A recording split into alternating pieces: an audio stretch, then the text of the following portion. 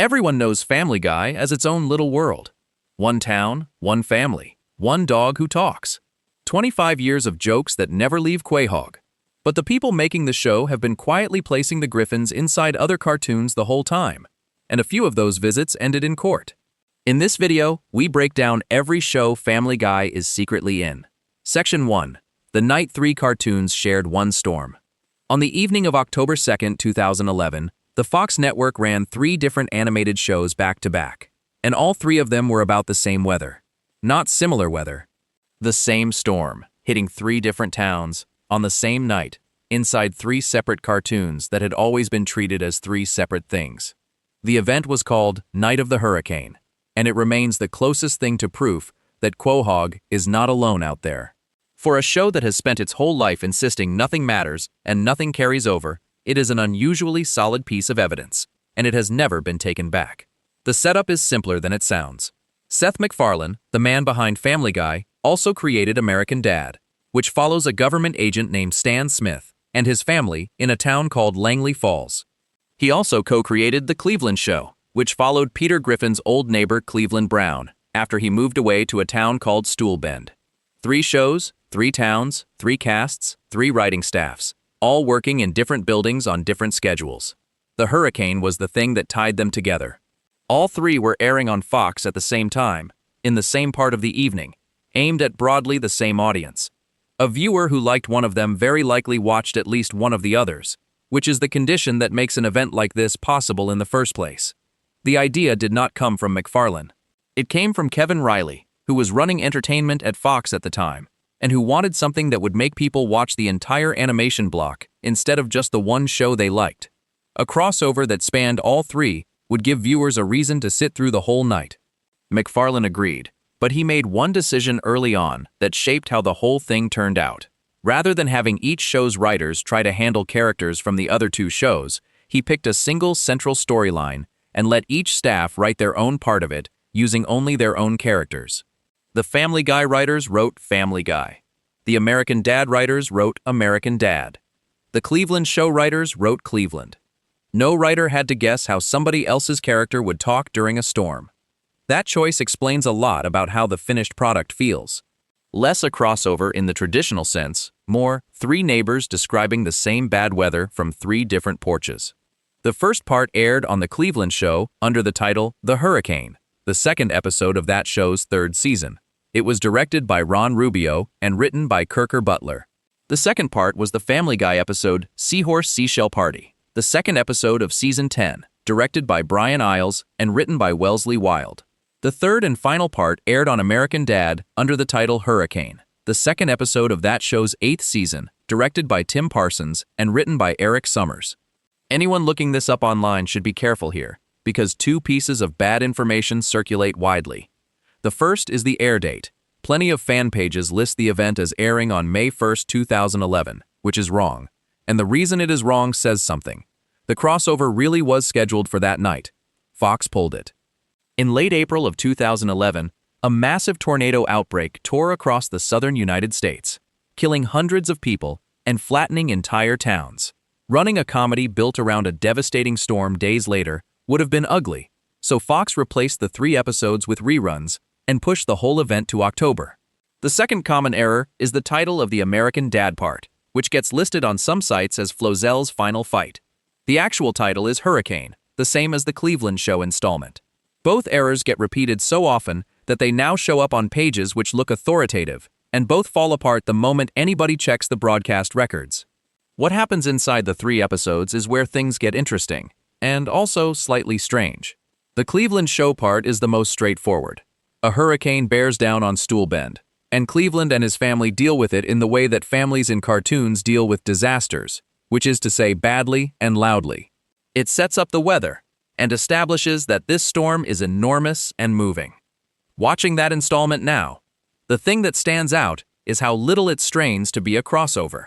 Cleveland spends most of the runtime doing what Cleveland always does, which is being the steadiest man in a house full of people who are not. Donna organizes. Rallo says something he should not say. Junior worries. The storm builds outside and the family bickers inside. And if a viewer had wandered in without knowing an event was happening, they would have watched a perfectly ordinary episode of a show about a man dealing with his stepchildren during bad weather. That was deliberate. The entire structure of Night of the Hurricane was designed so that each episode could stand alone. A person who only watched one of the three would still get a complete story with a beginning and an end. You did not have to watch all three to follow any of them. From a network point of view, this is smart and slightly cynical at the same time. Fox wanted the audience to sit still for 3 consecutive half hours, and the way to do that is to make each half hour worth watching on its own, while dangling the promise that they will eventually connect. The connection is the bait. The episodes themselves are what people actually sit through. It also meant that if any one of the 3 shows had a bad night, it would not drag the other 2 down with it. Crossovers are risky, precisely because they tie things together. This one was built to come apart cleanly if it needed to. The American Dad part is the one that actually delivers the payoff. Toward the end of the episode, after the storm has passed and the Smith family is standing outside looking at what is left of their neighborhood, 2 houses come down out of the sky and land on either side of them. One belongs to Cleveland Brown. The other belongs to Peter Griffin. 3 houses from 3 different television shows, sitting in a row, in the same yard, in the same shot. Peter, being Peter, has no reaction to the physics of any of this. He instead makes a comment about Francine getting accidentally shot, treating it as exactly the sort of thing that happens on American Dad. Small joke, but the whole event was built around that moment, and the shows have never made a clearer on-screen statement that these places sit near each other. Then there is the Family Guy part, and this is where the crossover gets strange, because the Family Guy episode is barely about the crossover at all.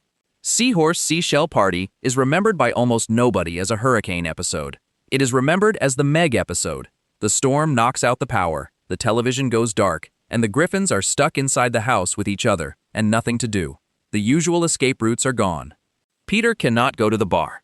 Chris cannot hide in his room and be forgotten. Everyone is in one place. And the pressure builds until Meg finally turns on the family and tells them exactly what she thinks of the way they treat her. She goes through each of them in turn. She is not funny about it. The show plays the confrontation straight, and it lands hard enough that people still argue about that episode more than a decade later, mostly over how it ends, with Meg deciding to keep absorbing the family's cruelty on purpose because she has decided the household needs someone to aim it at. None of that has anything to do with Cleveland Brown or Stan Smith. That confrontation is one of the most divisive things Family Guy has ever produced. Some people call it the best writing the show has done, because it finally says out loud what the audience had been watching happen for a decade.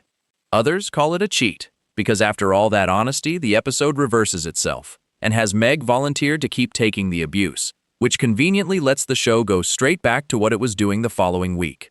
Both readings have a point. Neither has anything to do with a hurricane.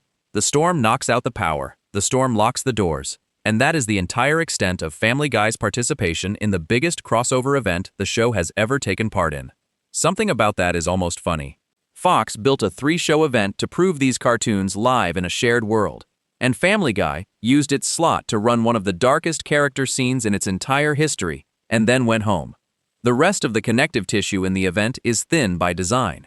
Because McFarlane deliberately kept each writing staff inside its own lane, there are no long scenes of Peter talking to Stan, no conversations between Lois and Francine, no shared adventure. The 3 parts run in sequence and then touch briefly at the very end. Some of that came down to a limitation nobody could design around. These are 3 shows with 3 different comedic engines. American Dad runs on absurd escalation and long committed bits. The Cleveland Show runs on family sitcom rhythms. Family Guy runs on interruption. Sitting them next to each other on the same evening does not blend them. It shows up how different they are, which is the opposite of what a crossover is usually trying to prove. Somewhere out there is a version of the event where the 3 casts really mix, where Stan and Peter share scenes, and Roger causes problems in Quahog, and Cleveland has to explain his old neighbors to his new ones. That version would have been much harder to write, and a great deal more expensive to coordinate. It also would have been the thing people were hoping for. Viewers who tuned in expecting the animated version of a big superhero team-up were, understandably, a little let down. Crossovers between animated shows are far rarer than crossovers in live action, and the reason is mostly production. A live-action crossover needs actors to be in the same room for a few days. An animated crossover needs two entire art pipelines to agree on how characters from one house style will be drawn in another, which studio will do the work, who owns the resulting frames, and how the schedules of two separate productions with different lead times will be lined up. Animation is also slow. A single episode can take the better part of a year from script to broadcast. Coordinating 3 of them to land on the same night, across 3 staffs, means locking decisions many months in advance and then hoping nothing changes, which, in this case, is exactly what went wrong when the tornado outbreak forced a delay and the whole carefully assembled evening had to be moved. But the thing it established is real, and it has never been walked back. 2 houses from 2 other shows physically landing in a third show's neighborhood is not a dream sequence, not a cutaway gag, and not a simulation. It happened in the story, in front of the characters, with consequences that everyone on screen acknowledged. Quahog, Stoolbend, and Langley Falls are close enough together that one storm can hit all 3, and close enough that a house can be picked up from one and dropped in another. The storm itself does a job that no amount of dialogue could. A hurricane is a physical thing with a size and a path. It does not care about writing rooms or licensing or which network executive suggested it. If one weather system reaches all 3 towns on the same night, those towns are within a few hundred miles of each other, and that is a geographic fact the episodes established without anyone having to say it. That claim is much bigger than it looks. Consider how the show usually handles geography. Quahog is a place where anything can be next door to anything if the joke needs it to be. The brewery is nearby, the bar is nearby, the school is nearby. Nothing is ever measured, because measuring would create rules, and rules create problems for writers who want a character to be somewhere else by the next scene. Family Guy has always treated Quahog as a self-contained bubble. Rhode Island exists, the rest of America exists in a vague background sort of way, but the show rarely commits to anything about the geography beyond the Griffin House and the bar and the brewery. Night of the Hurricane put a stake in the ground. It said, on the record, that if you drove far enough out of Quahog in the right direction, you would eventually hit a town where a talking goldfish lives with a family of spies. Whether the writers meant it as a binding rule or as a one-night joke is a separate question, and it is one no one involved has ever answered it directly. That gap between what the shows have shown and what the creators have actually confirmed keeps coming up, because it defines almost every connection Family Guy has. One more detail about the hurricane event tends to get lost. These 3 shows had been gesturing at each other long before 2011. Small cameos and one-line jokes had been happening for years before 2011, scattered across episodes in ways that felt like inside jokes for people watching all 3. What made The Hurricane different is that it was planned, coordinated, promoted, and aired as a single unit. The network sold it as an event. The shows delivered on it, in their own strange and uneven way. Nothing on that scale has been attempted since. There has been no second night of The Hurricane, no follow-up event, no anniversary repeat. Part of that is because the Cleveland show ended in 2013, which removed one of the 3 legs the whole thing stood on. Part of it is that the payoff did not justify the effort. Fox got one night of strong promotion out of an enormous amount of coordination across 3 productions, and the audience came away feeling like the 3 shows had waved at each other from a distance. Whatever the reason, that October evening remains the only time these 3 programs have been formally tied together.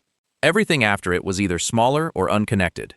And the man standing in the middle of all 3 houses that night, the one whose move from one show to another made the whole idea possible in the first place, was Cleveland Brown. Before we move on, if you're enjoying this analysis, please consider subscribing. It helps the channel tremendously. The storm made the connection official for one night. But there is a much bigger piece of evidence sitting in plain sight. One that lasted 4 years instead of one evening. And it involves a man who packed up his house on Spooner Street and physically walked out of one cartoon and into another one. Section 2. The neighbor who left one show and moved into another Cleveland Brown is the strongest proof that these shows connect, and it has nothing to do with a cameo or a joke or a storm. He simply moved. He lived in Quahog, then he did not, then he lived somewhere else for 4 years, then he came back. The whole thing played out across 2 different television shows on the same network, and both of them treated it as one continuous life, not 2 separate characters who happened to share a name. The move happened on September 27, 2009, when the Cleveland show premiered on Fox. What makes that premiere unusual, and what most people forget if they never watched the spin-off, is that the first stretch of the episode is not really a Cleveland show episode at all. It plays like Family Guy. The animation looks like Family Guy. The setting is Quahog. Peter is there, Lois is there, Joe and Bonnie are there. Quagmire is there. Herbert the creepy old man is there. The characters behave exactly as they always do, and for several minutes, a viewer flipping channels would have no idea they were watching the launch of a different series. That opening exists to answer one question, which is why on earth Cleveland would leave. The show gives two reasons, and both of them are grounded in things that had already happened on Family Guy, rather than being invented on the spot. The first is his divorce from Loretta, which had played out over earlier seasons and which had left Loretta with the house. The second is simpler and more human. Cleveland is tired. He has spent years being dragged into Peter Griffin's disasters, and he has decided he does not want to do it anymore. Tiredness is what gives the whole spin-off its emotional footing. Cleveland is not leaving because a network wanted a new show. He is leaving because his marriage ended and his best friend is exhausting. So he loads up, says goodbye, and drives out of Quahog. And the animation style shifts, and he arrives in Stool Bend, Virginia, and the Cleveland show begins. He reconnects with a woman named Donna Tubbs, who he had feelings for back in high school, marries her, and becomes stepfather to her two kids, a teenager named Roberta and a small boy named Rollo. His own son, Cleveland Jr., comes with him. That family setup differs completely from what Cleveland had in Quahog. On Family Guy, he was a divorced man whose ex-wife had cheated on him with the neighbor, living alone, spending his evenings at a bar with three men who mostly used him as an audience. In Stool Bend, he became a husband, a stepfather, and the head of a busy household. The spin-off did not transplant his old life. It gave him a completely different one, and then, 4 years later, moved that new life back into the old neighborhood. Cleveland Jr. is where things get complicated in a way that fans still bring up. On Family Guy, Cleveland Jr. had been a small, hyperactive, wildly energetic kid, voiced by Mike Henry, the same actor who voiced Cleveland himself. On The Cleveland Show, Cleveland Jr. is a large, slow-moving, very settled teenager, voiced by Kevin Michael Richardson. The character did not just age. He changed shape, changed personality, and changed voices. The shows never explained it. He simply arrived in Stool Bend as a different person wearing the same name, and everyone carried on. Fans have offered explanations for this over the years, mostly involving a growth spurt, and the shows have never confirmed any of them. The likeliest answer is the least interesting one, which is that a spin-off needed a teenage character with room to carry storylines, and a hyperactive small child could not do that job. The spin-off ran for 4 seasons and 88 episodes. 88 episodes is a long run by any standard, and longer than most spin-offs manage. Critics never warmed to it, and it never came close to its parent show's audience. But it put in 4 full years of work and built out an entire supporting cast, a town, and a family that all still exist inside Family Guy today. Its final episode, Wheel of Family, aired on May 19, 2013. Fox had confirmed the cancellation about a week earlier, on May 13th, again through Kevin Riley. Then Cleveland came home. In August of 2013, MacFarlane announced that Cleveland and his new family would be returning to Quahog, and the move happened on screen in the Family Guy Season 12 episode, He's Black. Cleveland moved back into the neighborhood. Donna and the kids came with him, and the show slotted him back into the same chair at the same bar with the same friends, as though 4 years of his life in Virginia were just something that had happened between episodes. Here is what makes that whole arc so useful as evidence. Nobody is dealing with 2 versions of a character here, or a look-alike, or a parody, or a wink at the audience. Cleveland Brown left a house in one television show, lived a documented life in another television show for 4 years, and then returned to the first television show carrying the family he built in the second one. Donna, Roberta, and Rollo are Cleveland show characters. They now live in Quahog. They appear in Family Guy episodes. Their history happens somewhere else. For the shows to work at all, that means Stool Bend has to be a real place inside the Family Guy world. Not a reference, not a joke. An actual town that a character drove to and lived in and drove back from. An easier version of this existed, and it would have been far less interesting for everyone else. They could have sent Cleveland away with a vague explanation and brought him back with a vague explanation, treating the spin-off as something that happened in a separate reality that Family Guy never has to acknowledge. Plenty of shows have handled spin-offs exactly that way. Instead, both programs committed. Say that plainly, because most television handles this kind of thing badly. Spin-offs typically want the credibility of the parent show without the burden of its continuity, so they take the character and quietly leave everything else behind. The departure was written into a Family Guy scene. The arrival was written into a Cleveland show scene. The return, 4 years later, was written into another Family Guy scene, with the new family in tow. Every step of the journey happened on screen inside one show or the other. No gap anywhere for a viewer to fill in on their own. That commitment is why Cleveland is the strongest single piece of evidence in this entire topic. Everything else is a cameo, a gag, a one-night event, or a joke that can be waved away. Cleveland is a continuous life that ran across 2 series for a decade. Cleveland also happens to be the only one of these connections that cost anybody real money. A cameo takes an afternoon in a recording booth. Building a spin-off around a character, running it for 4 years, canceling it, and then folding the surviving cast back into the original show is a decision with a budget attached to it, made by executives, tracked on a spreadsheet. Cookie's jokes do not carry that kind of commitment. The writers had fun with this in both directions once the connection existed. Family Guy characters started turning up inside the Cleveland show, usually in small background ways. Consuela, the housekeeper who says no in every language and cannot be removed from any building she enters, appears in the Cleveland show working for the Brown family in the episode D Semi-Hard, and she also shows up in a fake commercial inside the series. Consuela is a smart choice for that kind of cameo, because she is one of the few Family Guy characters who works with no setup at all. She has one behavior: she refuses to leave and she refuses to help, politely, forever. A viewer who has never seen Family Guy understands her within about 4 seconds of screen time, which is exactly what a cameo in somebody else's show needs. Characters who require explanation do not travel well. Characters who are a single unbreakable joke travel anywhere. Peter and Stewie appear in one episode in the form of toy dispensers being collected by one of Donna's relatives, which is a strange kind of cameo since it places Family Guy merchandise inside a world that is supposed to contain the actual Griffins. That merchandise gag opens a small hole in the logic that the shows never bother to close. If Peter Griffin exists as a real person in the same world as Cleveland, then why is there also a Peter Griffin toy for sale in that world?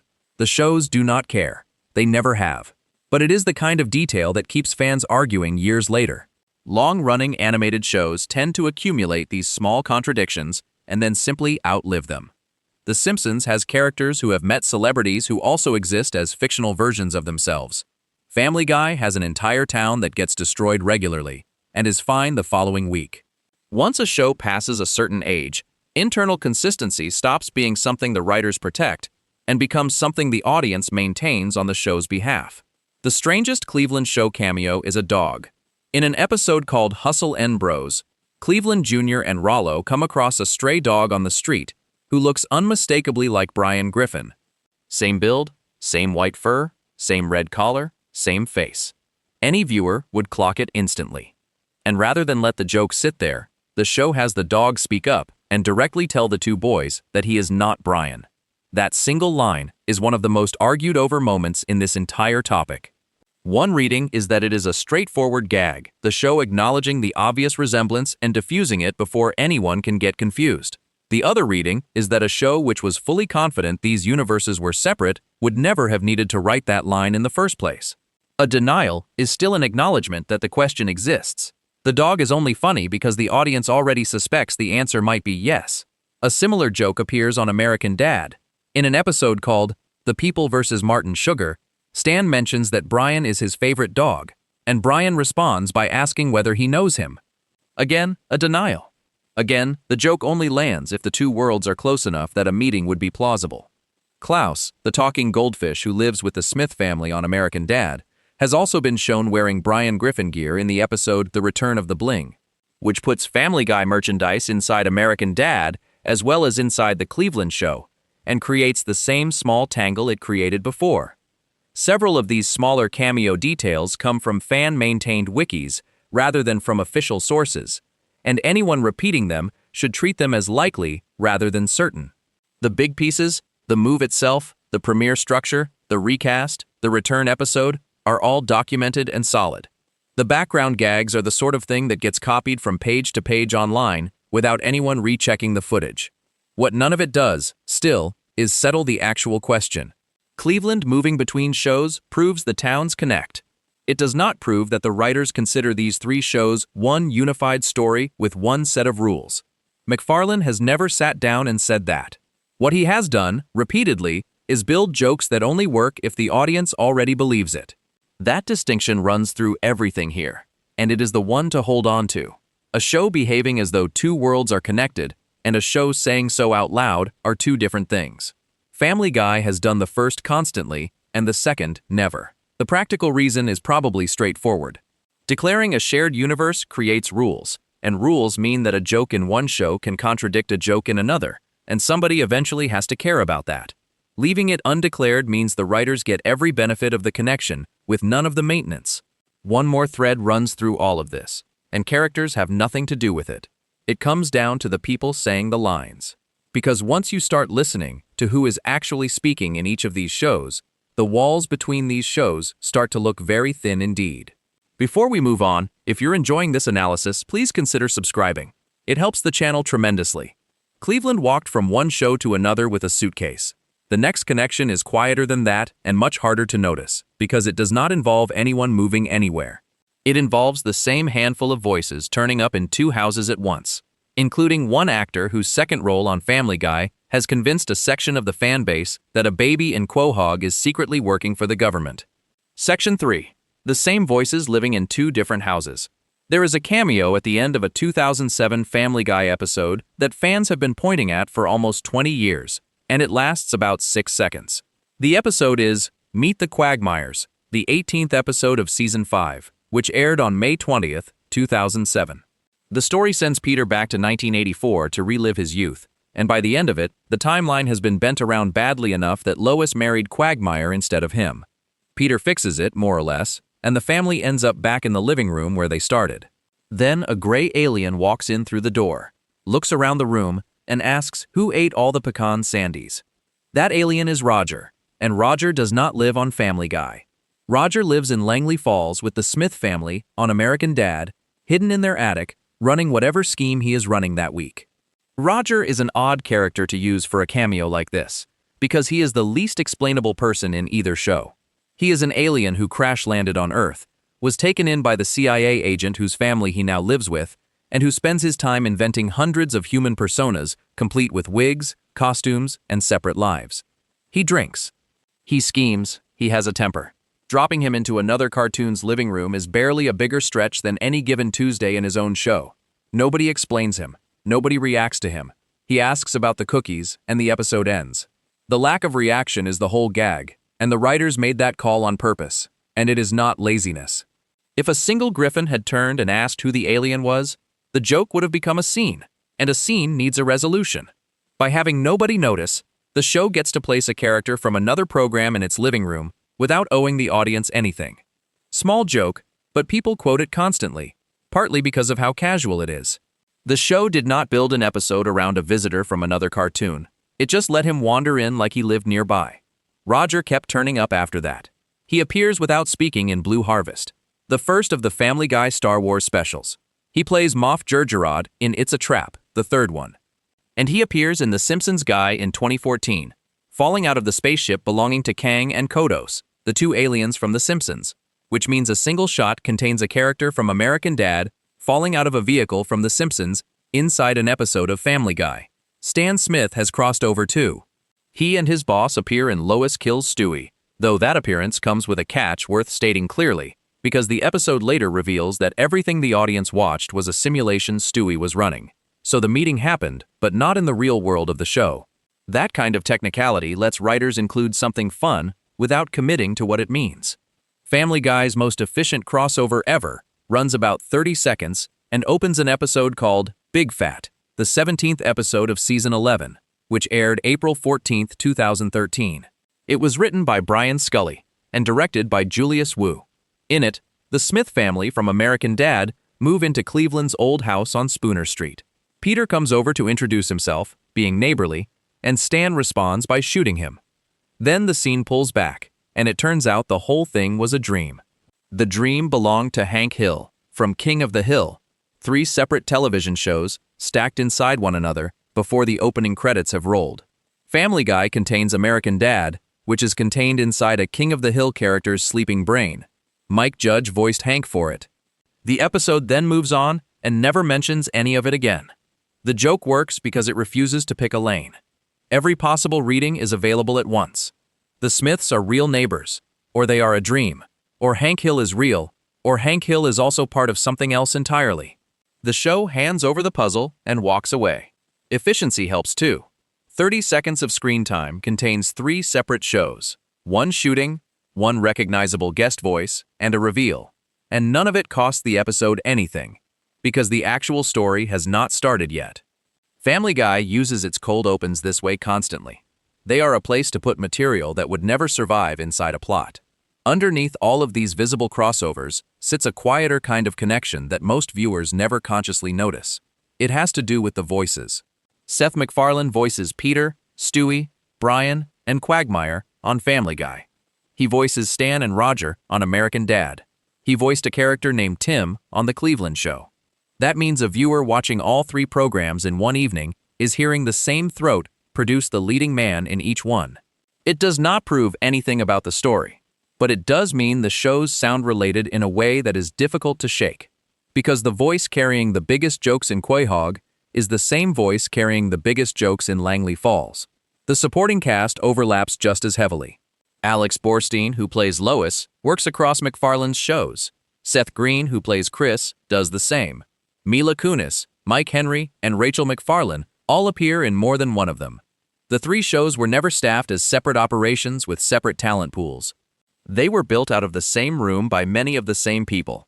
And then there is Patrick Stewart, who is responsible for the single strangest overlap in this entire topic.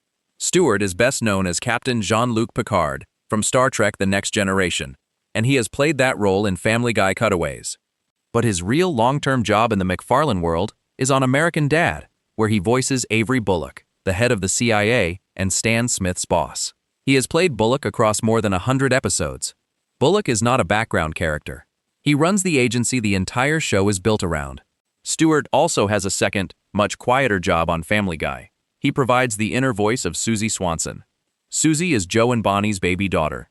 She sits in her chair, she smiles, she almost never does anything. But when the show wants the audience to hear what she is actually thinking, the thoughts come out in Patrick Stewart's voice. His very first line as Susie breaks the fourth wall entirely, with the baby introducing herself as Patrick Stewart and asking the audience how they are enjoying the program. The credited appearances include the Season 10 episode Thanksgiving, which aired November 20th, 2011, where he is billed specifically as the voice of Susie Swanson's monologue. Across the whole run of Family Guy, according to a tally by the entertainment site Looper, Stewart has appeared in 16 separate episodes and voiced 9 different characters. So the head of the CIA in one show is the secret inner voice of a baby in another show, played by the same man, on the same network, produced by the same person. The Susie voice gag works for a reason that has nothing to do with universes. Patrick Stewart has one of the most recognizable speaking voices in the English language, trained in classical theater, carrying decades of Shakespeare and science fiction behind it. Putting that specific instrument inside an infant who is otherwise completely silent is funny on contact.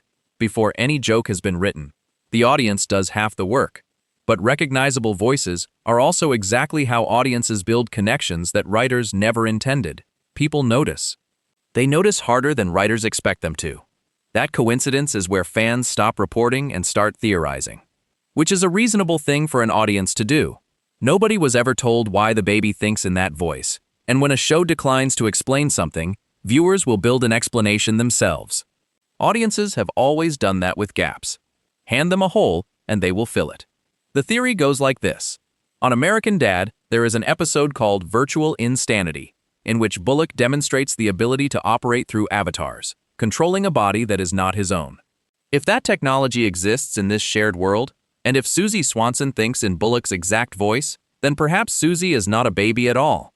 Perhaps she is a CIA operation sitting quietly in a high chair in the middle of Spooner Street, watching one of the most chaotic households in the state.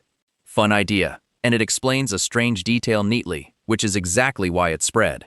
It also happens to be pure fan invention. Family Guy has never suggested it. American Dad has never suggested it. No one who writes either show has ever backed it up. The far more likely explanation is that a famous actor with a famous voice was already in the building. and putting that voice inside a silent infant is funny on its own. The same problem shows up in the other big fan theory in this space, which concerns Brian. Family Guy has never explained why Brian can talk. 25 years in, the show has covered his childhood at a puppy mill, his time as a stray, his college years, his novel, his politics, his drinking, and his death in return, without ever once addressing the part where he is a dog who does all of that. No question in the show is bigger, and the writers have shown no interest whatsoever in touching it. American Dad, on the other hand, explained its talking animal immediately. Klaus, the goldfish who lives with the Smith family, used to be a human being. He was an East German ski jumper, competing at the Olympics, and the CIA swapped his mind into a goldfish body to stop East Germany from winning gold. His original body wandered off with a goldfish brain inside it. He was then handed to the Smiths as a pet, under orders. That backstory is unusually complete for a joke character, and American Dad has never treated it as disposable. Everything Klaus does comes back to it. He resents his situation, he wants a human body back, he remembers a life he can no longer have, and the show returns to that frustration repeatedly across its run. The talking animal in that household comes with a documented grievance and a life he remembers losing. So one show in this group has a talking animal with a full documented origin involving government mind transfer technology, and another show in the same group has a talking animal with no explanation at all. Fans did the obvious arithmetic. If the CIA in this world can put a human mind inside an animal, and Family Guy shares a world with the show where that happened, then Brian could be a person who went through the same procedure and either lost the memory or has never mentioned it. Some versions of the theory point to a specific American Dad episode, Brains, Brains, and Automobiles, as the source of the technology. None of it is confirmed. Family Guy has never hinted at it. MacFarlane has never mentioned it. Brian's abilities remain exactly as unexplained as they were in 1999.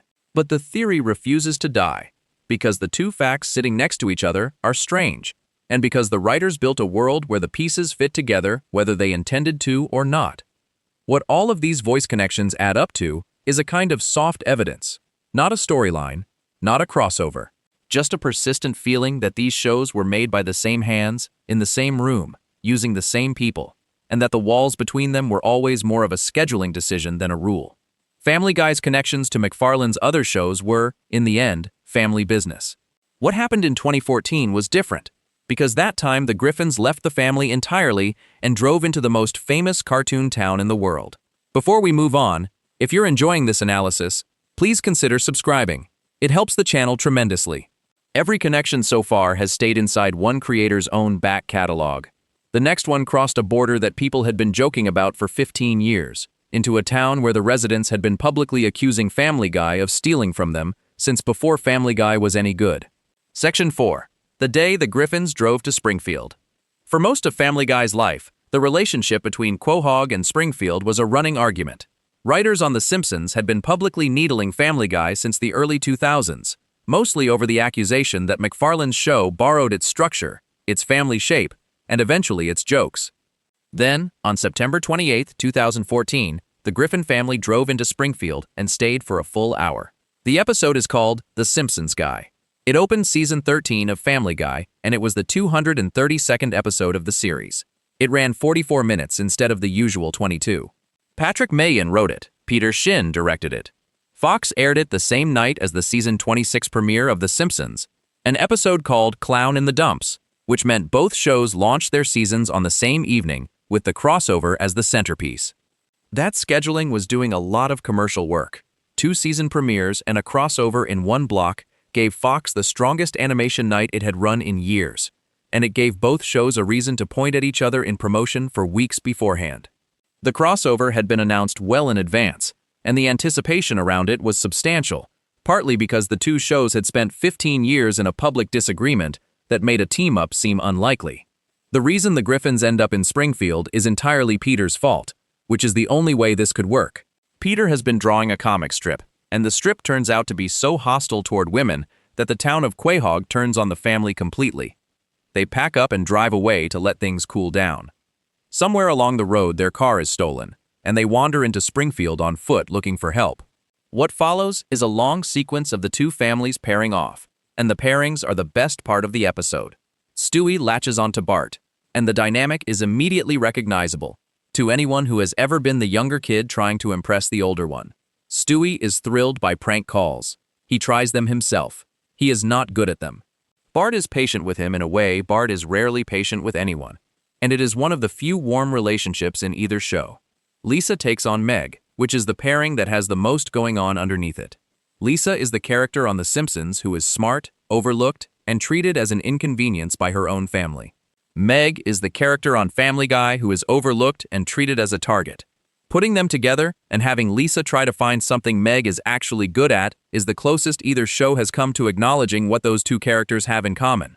Lisa gets Meg playing the saxophone.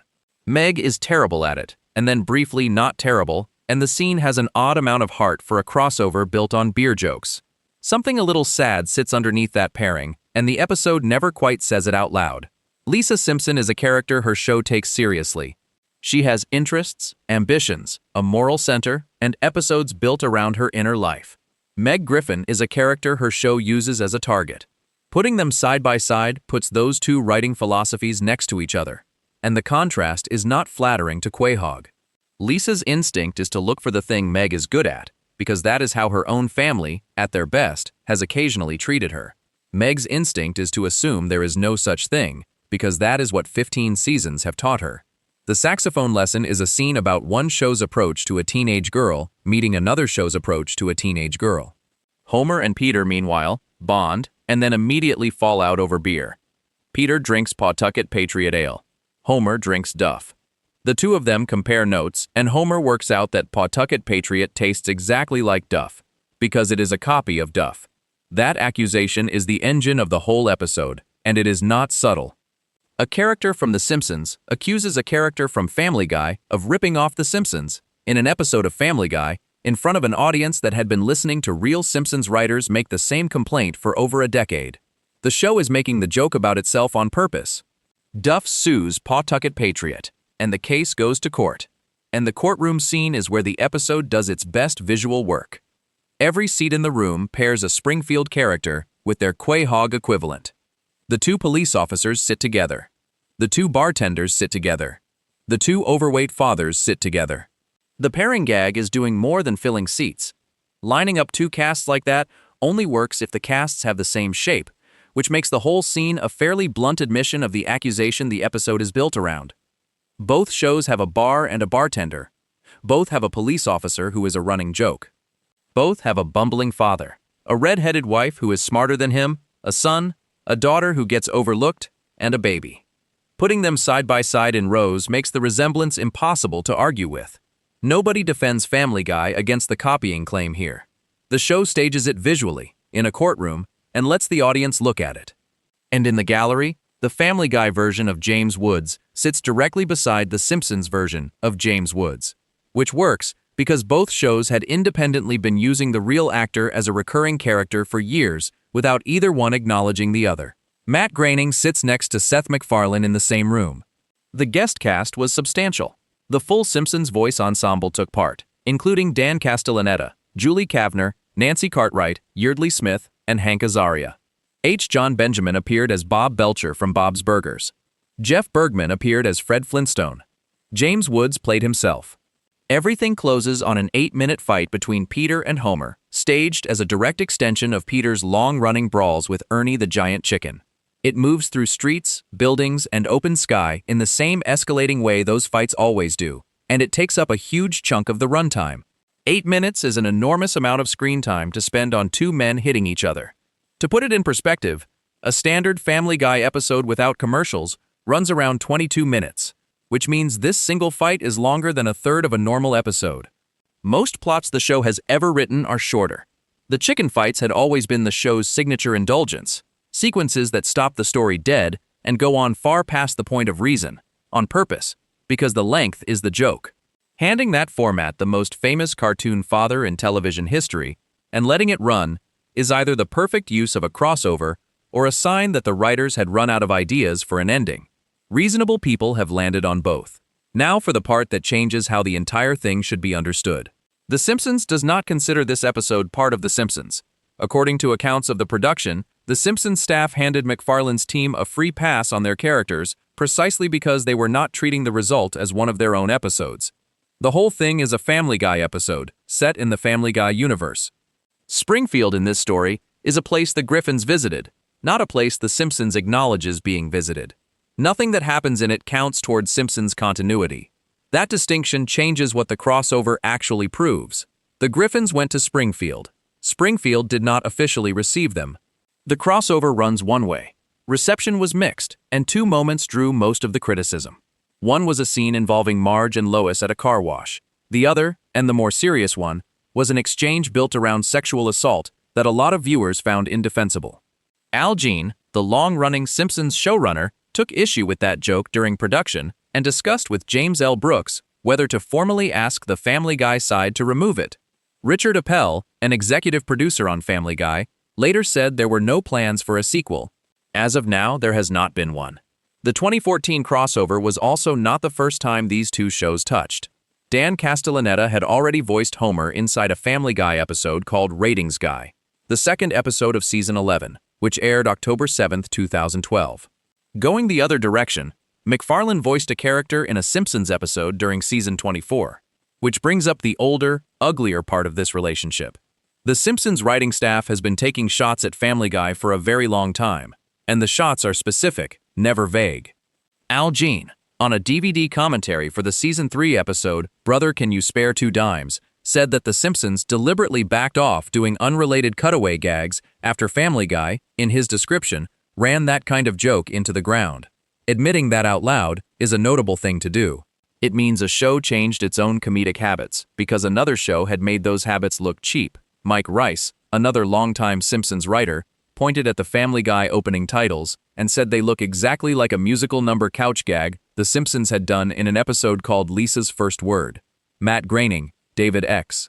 Cohen, Matt Selman, Tim Long, and Joel H. Cohen have all made comments in the same general direction over the years. The Simpsons has also gone after Family Guy inside its own episodes, in couch gags and background jokes more than once. So the beer lawsuit at the center of The Simpsons Guy is not a random plot. There is one more layer to it. The lawsuit in the episode is about beer, which is to say about a product, which is to say about business, not art. Framing a 15-year argument about comedy writing as a commercial dispute over a beverage recipe is its own quiet comment on what the argument had become by 2014. Both shows were enormous properties owned by the same company, airing on the same network, on the same night, competing for the same viewers.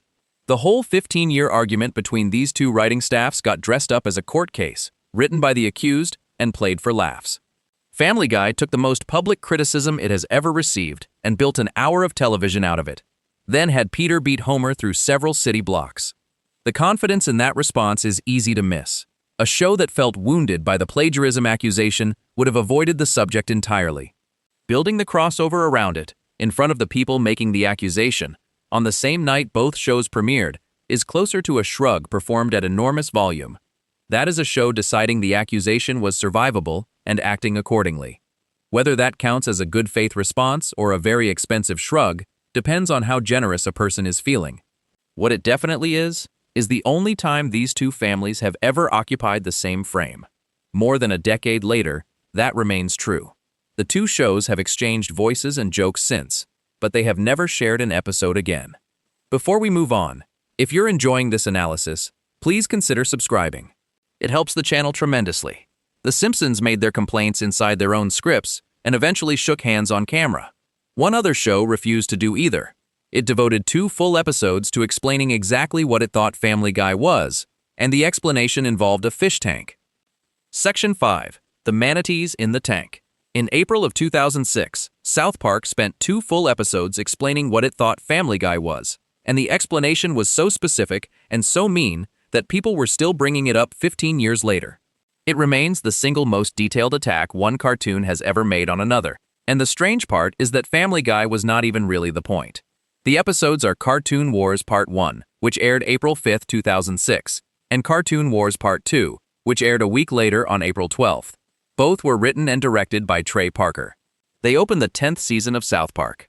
Everything starts with a rumor. Word spreads that an upcoming episode of Family Guy will include a depiction of the Prophet Muhammad, and the town of South Park panics, because depicting Muhammad had become an enormously dangerous subject after real-world violence over cartoons published in Denmark a few months earlier. Everyone in town starts burying their heads in the sand, literally, as a way of pretending they cannot see anything. Cartman sees an opportunity. As character observations go, that one is precise, and it drives both episodes. Cartman finds whichever principle happens to justify what he already wanted, then argues it loudly and at length. Wrapping a personal grudge against a television show in the language of public safety is exactly the move he would make. He decides to travel to Los Angeles and get the episode pulled, and he presents this as a matter of public safety. Kyle, who knows Cartman better than anyone, works out the real reason almost immediately. Cartman does not care about safety. Cartman hates Family Guy and wants it off the air, and this is simply the most convenient excuse available. Then Kyle says the thing that sets the entire two-parter in motion. He points out that Cartman's own sense of humor is basically the same as Family Guy's. Random, disconnected, thrown out for the reaction. Cartman is so offended by this comparison that it becomes his personal mission to prove otherwise. That is the setup. What arrives at the end is one of the most quoted images in animation history. Getting there takes most of 2 episodes, and the road runs through some tense territory. The town buries its head in the sand. The military gets involved. Cartman and Kyle end up racing across the country toward the same building for opposite reasons. One to get the episode pulled, and one to make sure it airs. For a show that usually resolves everything in 22 minutes, stretching a story across 2 weeks told you the writers considered the subject big enough to earn the space. Cartman and Kyle race each other to the Fox studio lot, and inside the Family Guy offices they discover how the show is actually made. There are no writers. There is a large water tank. Inside the tank are manatees. The show gives 5 of them names: Gretchen, Flubber, Tigger, Pete, and Lucy. And inside the tank with them are floating balls, each one printed with a random noun or concept. The manatees swim around, nudge balls into a chute, and every time 5 of them go in, a machine assembles the contents into a Family Guy cutaway gag. Something like a Mexican, a laundry basket, a bishop, a rake, and a hot air balloon becomes a joke about the time somebody did something involving all 5 of those things. That is the whole argument, made visually in about 90 seconds. The detail that makes the manatee tank so effective is the ball system. Each ball has a single word or idea printed on it, and the machine needs exactly 5 to build a joke. That number is the cruelest part of the gag, because it implies a formula. Not inspiration, not craft, not a writer sitting with a problem until something clicks. A quota. 5 items, assembled, output, next. Order does not matter either, and neither do the ingredients, which is precisely the accusation.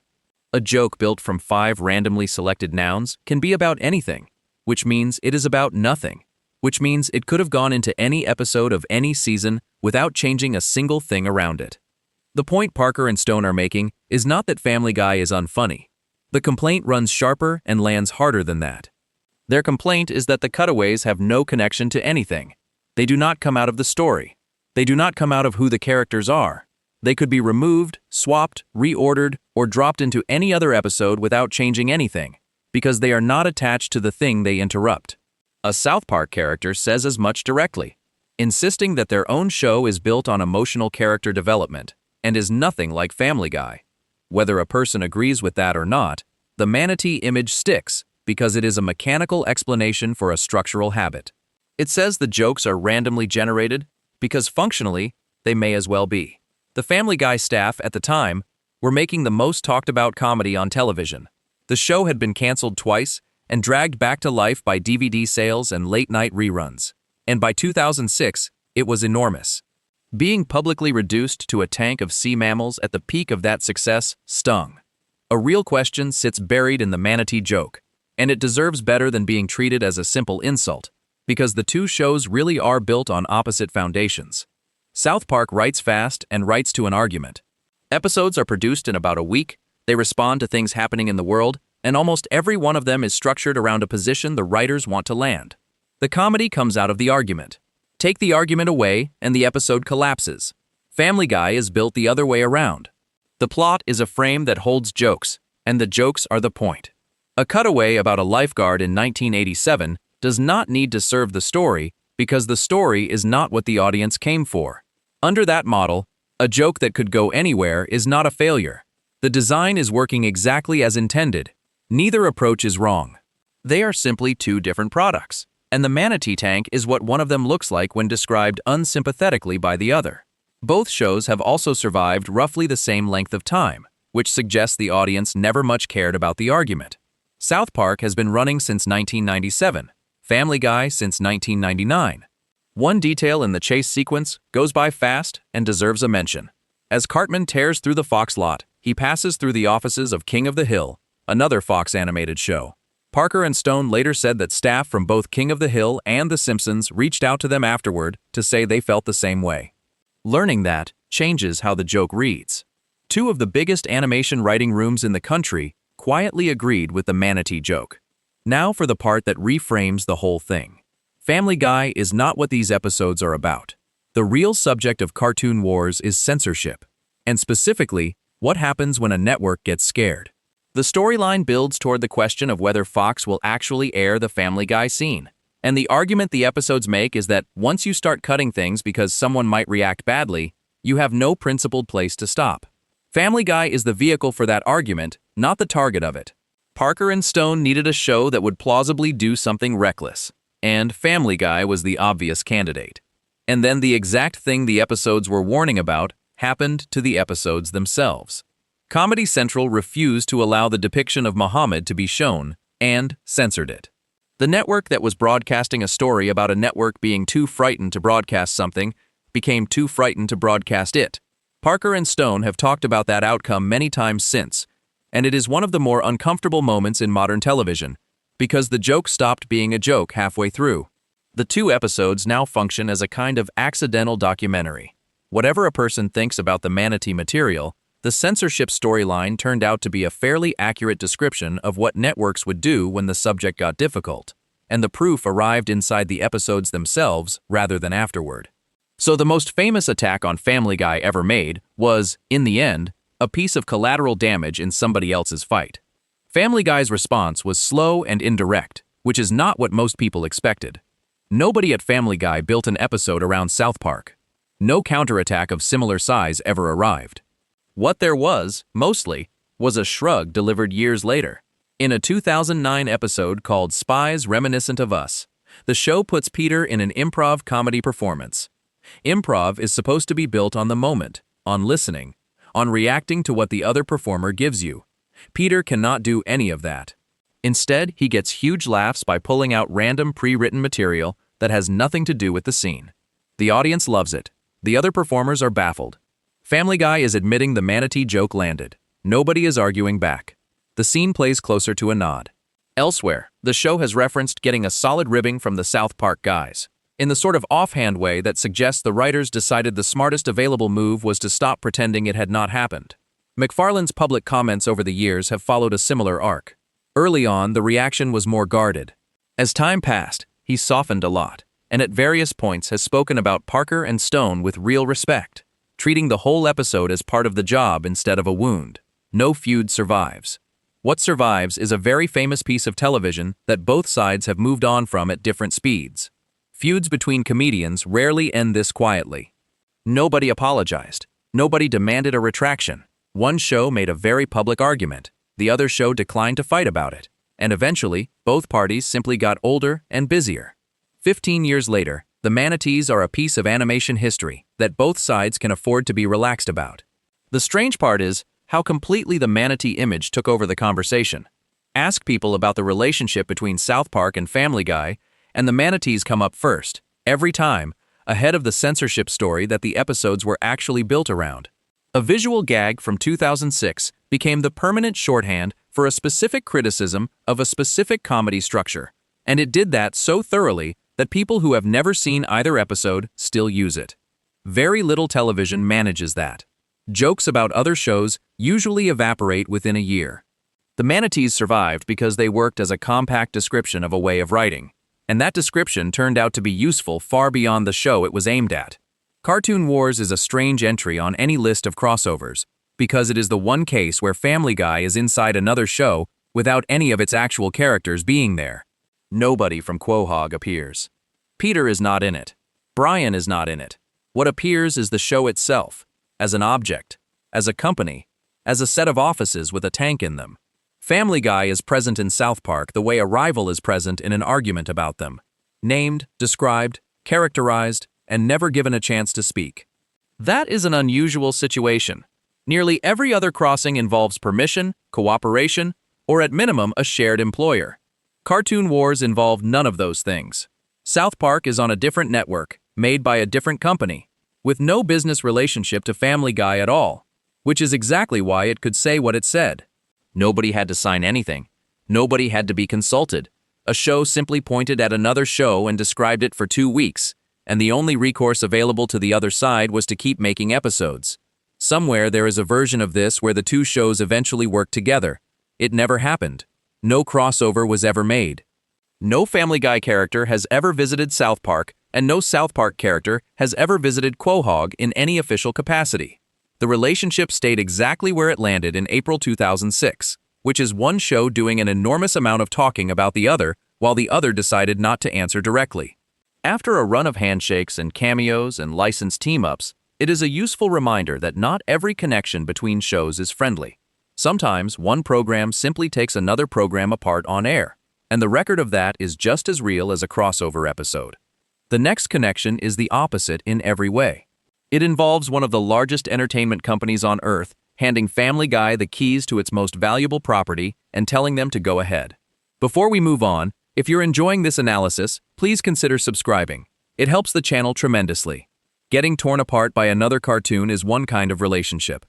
Being handed a film franchise worth billions of dollars and told to remake all 3 movies is a very different kind, and it produced the most ambitious thing Family Guy has ever attempted. Section 6. The Trilogy. George Lucas let them make. Between 2007 and 2010, Family Guy remade the entire original Star Wars trilogy. Not parodied it in a cutaway, not referenced it in a joke. Remade all 3 films, scene by scene, with the Griffins and the residents of Quahog playing every part, across 3-hour-long specials that were sold on DVD and Blu-ray as their own product. Nothing about that should have been legally possible, and the reason it was comes down to a permission arrangement that almost nobody else in television has ever had. The 3 specials are Blue Harvest, which covers the first film and aired in 2007, Something Something Something, Dark Side, which covers the second and arrived in 2009, and It's a Trap, which covers the third and arrived in 2010. All 3 were eventually packaged together for home release in a set called Laugh It Up Fuzzball, which came out on December 21, 2010. Casting is the part everyone remembers. Chris plays Luke, Peter plays Han Solo, Lois plays Leia, Brian plays Chewbacca, Herbert plays Obi-Wan Kenobi, which is exactly as unsettling as it sounds given what Herbert is. Stewie plays Darth Vader, Cleveland plays a droid, Quagmire plays a droid, Mort Goldman plays a droid pilot. The whole town gets absorbed into the film. What separates these specials from a normal parody is how much of the actual movie they keep. The shot compositions are copied. The music cues are in the right places. The dialogue is largely the real dialogue with jokes threaded through it. Long stretches play as a genuine, sincere recreation with a gag every 30 seconds. The result is a strange thing to sit through, working as a comedy and, weirdly, as a reasonably faithful retelling of the plot at the same time. The specials also contain a joke structure that would not work in any other format. Because the audience already knows every beat of these films by heart, the writers can spend a scene setting up something the viewer is anticipating and then simply refuse to deliver it, or deliver it wrong, or stop the scene entirely to talk about something unrelated for 40 seconds before returning. The tension comes from the audience's own memory of the original. Nobody needs to explain who anyone is or what the stakes are, which frees up almost the entire runtime for material. It also meant the specials could run at feature length without dragging, which is not something Family Guy has generally managed. The show's other attempts to stretch past 22 minutes have generally struggled to hold together. That is a luxury very few parodies get. Nearly all of them have to spend energy teaching the audience the thing they are about to make fun of. These 3 specials could assume total familiarity and build on top of it. Doing that requires permission on a scale studios almost never grant. Lucasfilm gave it. George Lucas himself signed off on the arrangement, and the terms were extraordinarily generous. McFarlane was handed open ground to reference Star Wars however he wanted, which is why the specials could reproduce entire films and then be sold commercially instead of sitting as a one-off joke buried in an episode. That permission is the real story here. It also came at a specific moment. In the mid-2000s, Star Wars was between eras. The prequel films had finished, the sequel films were years away from existing, and the property was in a comparatively relaxed period where a licensing decision like this could be made without a decade of planning attached to it. Star Wars is one of the most aggressively protected properties in entertainment. Fan films get shut down, merchandise gets seized, and in the middle of all that, an adult cartoon on Fox got handed the trilogy and told to have fun with it. The specials are also, quietly, one of the best pieces of evidence for the shared universe question, because they contain characters who do not live on Family Guy. Roger, from American Dad, appears in Blue Harvest without speaking, and turns up again in It's a Trap playing Moff Jerjerrod. And in It's a Trap, the show finally acknowledges what it has been doing, when Stewie's Darth Vader openly wonders whether they have simply run out of Family Guy characters to cast. By that point they had. Characters from American Dad and The Cleveland Show start filling roles. Tim, a character from The Cleveland Show, plays an Ewok. Rollo, Cleveland's small stepson, plays Nien Numb. That is 3 separate television shows sharing a costume department inside a 4th property they do not own. The casting choices also quietly resolved a problem that grew across the trilogy. The first special had plenty of Family Guy characters to distribute across a cast the size of the original film. By the third, the show had already used its best people twice, and the remaining roles were piling up. Reaching into the other 2 series was a practical solution before it was a joke about shared universes, which is often how these connections actually get made. Somebody needed a body for a small part, and there was one sitting in the next writer's room. McFarlane joked at one point that if they ever tackled the prequel films, that could be left to The Cleveland Show. They never did. In 2012, Disney bought Lucasfilm, and the loose arrangement that made all of this possible shut the door. The specials that exist are the specials that will exist. There is a narrow window visible in that timeline. The permission arrangement had to survive long enough for 3 feature-length productions to be written, animated, scored, and released, and it did, finishing the 3rd one about 2 years before the property changed hands. A slightly slower schedule, and the trilogy would have ended after 2. Running underneath all 3 of them is a completely separate feud with a completely different show, and it is one of the strangest recurring jokes Family Guy has ever committed to. Seth Green plays Chris Griffin. He is also the co-creator, with Matthew Senreich, of Robot Chicken, the stop-motion sketch show that premiered on Adult Swim on February 20th, 2005. Robot Chicken had made its own Star Wars specials before Family Guy did, and it made them with Lucasfilm's cooperation as well. So when Family Guy made a Star Wars special, the actor voicing one of the main characters was the man behind the show that had already done it. Family Guy wrote that directly into the ending of Blue Harvest. In the final moments, Chris, voiced by Green, accuses Peter of having stolen the idea from Robot Chicken. Peter dismisses Robot Chicken as not being a real show. Green is, in effect, standing inside somebody else's Star Wars parody, playing a character, arguing that his own show did it first, while being paid by the show he is arguing with. The joke did not stop there. It comes back in something dark side. It escalates and escalates. It's a trap, where the scene in which Vader and the Emperor try to turn Luke to the dark side is rewritten so that the 2 of them attack Chris by insulting Seth Green's actual career. Escalating a running joke across 3 separate specials released over 3 years takes a certain amount of planning, or at least a certain amount of stubbornness. The bit only pays off for viewers who watched all 3, which is a narrow audience, and it depends entirely on the audience knowing who Seth Green is outside the show. Robot Chicken hit back, repeatedly. Sketches on that show have featured Peter Griffin appearing as an Adult Swim executive canceling Robot Chicken. In another, called Help Me, the creators go begging for work after the cancellation and run into Seth MacFarlane. Chris Griffin turns up to say goodbye to the evil monkey from his closet in a sketch about the Planet of the Apes films. And in a sketch called Garfield of Dreams, MacFarlane has a photograph of Peter Griffin hanging in his room. The 2 shows have been trading shots for years, entirely through the person of one voice actor who works for both. The strangest thing about that arrangement is that Seth Green never had to choose a side, and no one appears to have asked him to. He continued voicing Chris Griffin throughout. He continued running Robot Chicken throughout. The insults kept flowing in both directions, while the man at the center of them collected 2 paychecks and, by every available account, remained on good terms with everyone. Comedy writers tend to understand this better than audiences do. A public feud between two shows is content. It costs nothing, it generates attention for both parties, and it can be switched off the moment somebody needs a favor. One genuine act of cooperation runs underneath all the insults. The Family Guy episode Road to the Multiverse, which sends Stewie and Brian jumping between parallel universes, includes a stop in a universe rendered in Robot Chicken's stop-motion style. The Robot Chicken team animated that sequence themselves, so the show being insulted in one special provided actual production work for another episode of the show insulting it. Road to the Multiverse is full of these stops, and the Robot Chicken universe is only one of them. Stewie and Brian pass through a world where dogs are the dominant species and humans are the pets. A world drawn in the flat style of old newspaper comic strips. A world where everything is rendered as a live-action film with real actors, and a world where the Japanese have taken over. Each universe is drawn in a different style, which meant the episode required several distinct animation approaches inside a single half hour. For a comedy, that is a punishing amount of production work, and it is why the episode won its storyboarding Emmy. Functionally, it also amounts to Family Guy visiting a whole series of shows that do not exist. The relationship is much healthier than it sounds on paper. The insults are the joke. The collaboration is the reality underneath the joke. Road to the Multiverse deserves attention on its own, because it is the closest Family Guy has come to putting itself inside a dozen shows at once. The episode is the first of Season 8, aired September 27, 2009. Directed by Greg Colton and written by Wellesley Wild.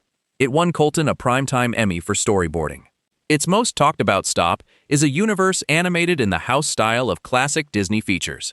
The sequence was animated in Los Angeles by a separate outfit instead of the overseas studios that handle the show's normal work, because matching that look required different hands. Everything is bright and rounded and full of singing animals, and then the sequence turns hard when the neighbor Mort Goldman is set upon and beaten by the Disney characters, a joke built on long-standing rumors about Walt Disney's personal prejudices. Disney did not authorize any of that and did not have to. That sequence lives in a completely different legal category from the Star Wars specials. One is a licensed reproduction made with a studio's blessing. The other is a parody of a studio's visual style used to make an accusation about its founder. Family Guy has operated in both categories throughout its run. Sometimes in the same season. Sometimes it asks. Sometimes it does not. The difference between those two approaches is where the lawsuits come from, and there have been several. Before we move on, if you're enjoying this analysis, please consider subscribing. It helps the channel tremendously. Getting a film studio's permission is one route into somebody else's world. Another route exists, and it involves an entire television cast walking into the Griffin's living room in person, and it produced a reunion that Star Trek fans had been waiting years for without realizing where it was going to happen. Section 7. The Starship Crew that reunited in Quahog.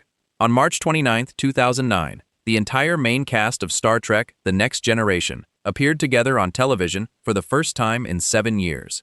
It did not happen on a Star Trek show, it happened in a suburban living room in Rhode Island, because a baby kidnapped them.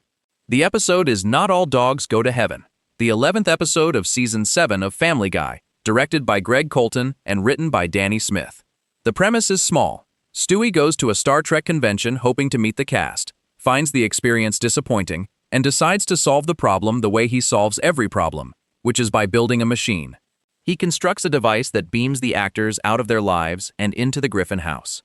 Before any of that, the convention scene setting it up is unusually observant for the show.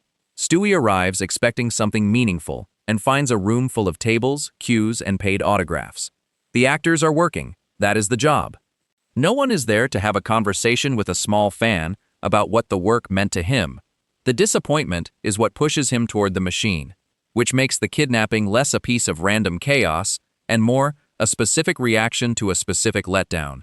Everyone who arrives is the real article, playing themselves. Patrick Stewart, Jonathan Frakes, Brent Spiner, LeVar Burton, Gates McFadden, Michael Dorn, Will Wheaton, Denise Crosby, and Marina Sirtis all took part. That list is the important thing.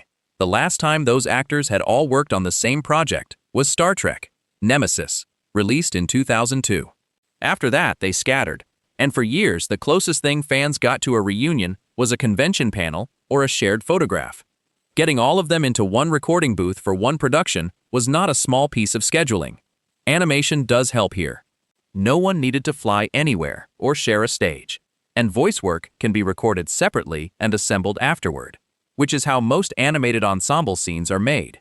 But 9 performers still had to individually agree to appear, read material written by somebody else about exaggerated versions of themselves, and be comfortable with the result. Several of them are portrayed unflatteringly. All of them said yes.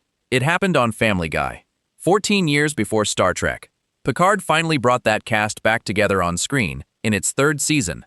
An animated comedy about a man who fights a giant chicken had already done it. What Family Guy does with them once they arrive is exactly what you would expect. Stewie treats them like pets, dressing them up and taking them out and steadily wearing out his own enthusiasm. The actors behave badly. They eat everything in the house. They fight with each other. Will Wheaton takes abuse. The whole point of the story is that meeting the people who made the thing you love is usually worse than loving the thing, and that Stewie has ruined something for himself by grabbing at it too hard. For a show that is mostly interested in punchlines, that is a surprisingly specific idea about fandom, and it only works because the real actors agreed to be in on it. Stewie is the correct character to build that story around, which the writers clearly understood. He is the only member of the household who loves things. Peter consumes. Chris drifts. Meg endures. Brian performs enthusiasm for an audience. Stewie is the one who gets excited, obsesses, builds, plans, and cares far too much about whatever has his attention that week. Giving the machine to the person who wants it most, and then letting the thing he wanted turn out to be disappointing, is the only version of this story with anything underneath it. It also gives the episode somewhere to end. Stewie sends them home, not because he is forced to, but because he has worked out that he preferred them at a distance. That episode also happens to be one of the most talked about Family Guy episodes for reasons that have nothing to do with Star Trek. The other half of the story is the one where Meg falls ill, gets stuck in her room with a television that only picks up a religious channel, and comes out the other side as a hardline convert, who then exposes Brian as an atheist to the entire town. 2 of the most memorable things Family Guy ever did are sitting in the same 22 minutes, and most people only remember one of them at a time. The Star Trek connection did not start there. Family Guy had been circling that franchise for years. 4 years earlier, in the Season 4 episode Peter's Got Woods, which aired September 11, 2005, the show ran a cutaway featuring Picard, Worf, and Riker, voiced by Patrick Stewart, Michael Dorn, and Jonathan Frakes. Getting 3 principal cast members from a franchise that large into a throwaway gag was already unusual. That cutaway also built the working relationship which made the full reunion possible 4 years later. That episode did something else too. Family Guy used it to absorb a real living actor into its cast, and then kept him for a decade. James Woods grew up in Warwick, Rhode Island, which is very close to the real area Quahog is modeled on. Family Guy built a joke around that by naming the local high school after him, and then, in Peter's Got Woods, brought the actual man in to play a version of himself. He stayed. He became a recurring character. He was killed off in a dark murder mystery episode. He was brought back from the dead a couple of seasons later through a joke about wealthy celebrities getting medical miracles ordinary people cannot get. Then, years later, he disappeared from the show entirely, and the reason had nothing to do with any storyline. As the real James Woods became increasingly outspoken and controversial in public life, Family Guy simply stopped using him. There was no farewell episode and no explanation on screen.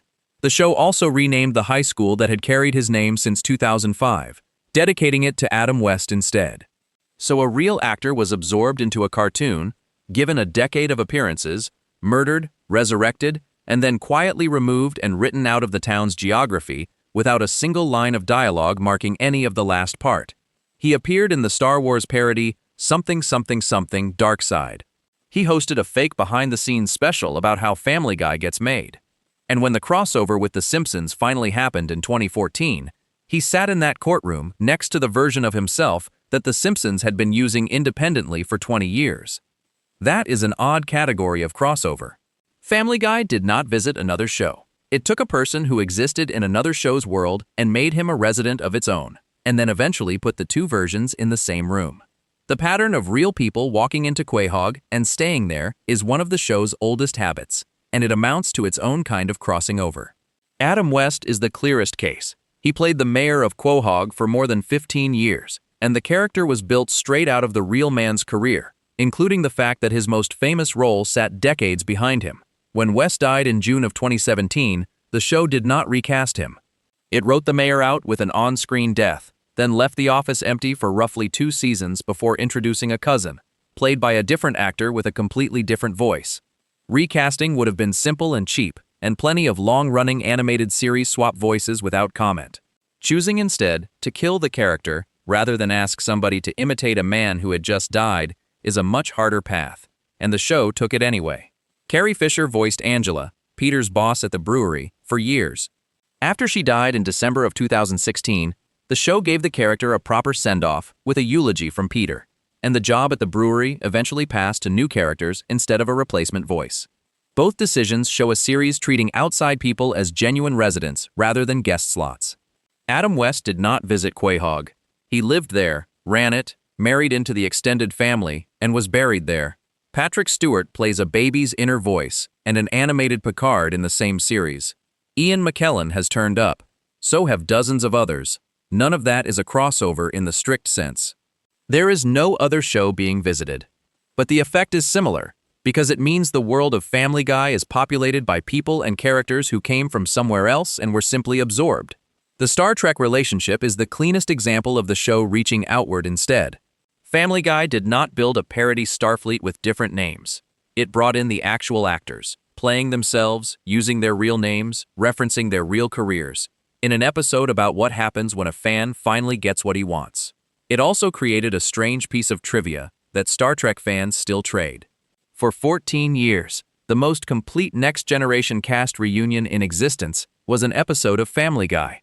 If someone wanted to see those 9 performers working together after 2002, this was the option available. For a franchise the size of Star Trek, that is a peculiar thing to be true. For well over a decade, the answer to a straightforward fan question about seeing that cast together involved recommending an episode of a cartoon about a talking dog. One more layer of the Star Trek connection reaches back into the shared universe question. Patrick Stewart, the man at the center of it, is the same man voicing the head of the CIA on American Dad. So within a single episode of Family Guy, his voice can be Picard, and elsewhere in the same show it can be a baby, and in a different show entirely, it can be a government director. One actor holding down that many positions across that many programs is part of why these worlds feel stitched together even in episodes where no crossover is happening. Voice work does this to audiences in a way that live-action casting does not. On camera, an actor is visibly a different person in a different role. In animation, the voice is the character, and hearing the same voice somewhere else creates a connection that the eye never has a chance to break. The Star Trek cast came to Quahog and went home. The next set of connections works the other way around, and it involves Peter Griffin quietly turning up in places where he has no reason to be, including a diner booth belonging to a completely different family. Before we move on, if you're enjoying this analysis, please consider subscribing. It helps the channel tremendously. Bringing a famous cast into your own living room is a big, expensive, heavily promoted kind of crossover. A smaller kind happens in 30 seconds, with no announcement, in the opening moments of an ordinary episode. And one of those quiet ones put Peter Griffin in a booth next to a man who refused to say a single word to him. Section 8. The Booth at Bob's Burgers and the Show's Next Door. On March 12, 2023, a Family Guy episode called Adaptation opened with Peter backing his car out of the driveway. It was the 15th episode of Season 21. He keeps reversing. The road behind him stops being Spooner Street. He keeps going, and he ends up parked inside the restaurant from Bob's Burgers, sitting in a booth next to Homer Simpson. The scene is a joke about awards. Both Bob's Burgers and The Simpsons have won the Emmy for Outstanding Animated Program. Family Guy never has. The cold open turns that into a gag about a discount, with Peter squeezing into a booth that belongs to 2 shows that have the trophies he does not. For a program that has been nominated for the Top Comedy Prize and passed over for animation awards by its own network neighbors for 2 decades, that is a funny thing to volunteer. The lead-up is a small joke on its own. Lois has started telling Peter about a dream she had. Peter has no interest in hearing it, and rather than say so, he simply reverses out of the room, out of the house, and down the street, still holding the phone. One strange detail lands once he arrives. Homer does not speak. He is present, he is drawn correctly, he is sitting right there eating, and he says nothing at all. Nobody has ever confirmed why. Writers covering the scene at the time guessed that Dan Castellaneta simply was not available to record. So Peter sits next to a completely silent Homer Simpson, which somehow makes the joke better than a conversation would have. Bob delivers the punchline instead, explaining that the second set of prices on the menu is the discount for Emmy winners. Peter orders black coffee and toast. Silence is doing a lot of work in that scene. Homer with dialogue would have turned it into a conversation between two characters, which would have needed a reason and a resolution. Homer as a presence turns it into something closer to a photograph. He is simply there, occupying the same booth, in the same restaurant, in the same shot, and then the cold open ends and the actual episode begins. A practical lesson about how these crossings usually get made sits buried in it. A full crossover requires contracts, schedules, and a voice actor's availability. A visual cameo requires permission to draw somebody. The second is enormously easier, which is why the vast majority of connections between animated shows are pictures, not conversations. This scene gets mixed up constantly online, with The Simpsons guy from 2014. The booth has nothing to do with 2014. It happened 9 years later, in a much smaller scene, and anyone folding it into The Simpsons special is repeating an error. Bob's Burgers and Family Guy have brushed against each other more than once. John Benjamin appeared as Bob Belcher during The Simpsons guy, which put 3 Fox animated families in the same production. The connection between these shows is mostly the schedule. They share a network, a block, and an audience. And Fox has spent years encouraging them to acknowledge each other because it keeps people from changing the channel between programs. Fox has run an animated comedy block on Sunday nights for a very long time, and the logic behind it has not changed much since The Simpsons started anchoring the schedule. Put shows with overlapping audiences next to each other, and the person who tuned in for one will probably stay for the next. Every reference one show makes to another is a small piece of glue. That commercial reality explains far more of these crossovers than any grand creative plan. Family Guy acknowledges Bob's Burgers, and Bob's Burgers acknowledges Family Guy, for the same reason 2 shops on the same street put up signs pointing at each other. It benefits both of them. It also explains why these particular connections tend to be so light. Nobody needs a full crossover to get the benefit. A cold open does it. A background poster does it. 3 seconds of a familiar character walking past does it. King of the Hill sits in that same neighborhood. Hank Hill turned up in the Family Guy episode Big Fat in 2013, voiced by Mike Judge, as the dreamer whose sleeping brain contained a scene from American Dad which contained a scene from Family Guy. Cartman also ran through the King of the Hill offices during South Park's Cartoon Wars. For a show that ended in 2010 and has spent most of the time since in reruns, King of the Hill turns up in an unusual number of other people's episodes. Beyond animation, Family Guy has made a habit of pulling live-action television into itself. In the season 16 premiere, an episode called Emmy-winning episode which aired October 1, 2017, the show goes after awards again, this time by trying to construct an episode so prestigious that it cannot be ignored.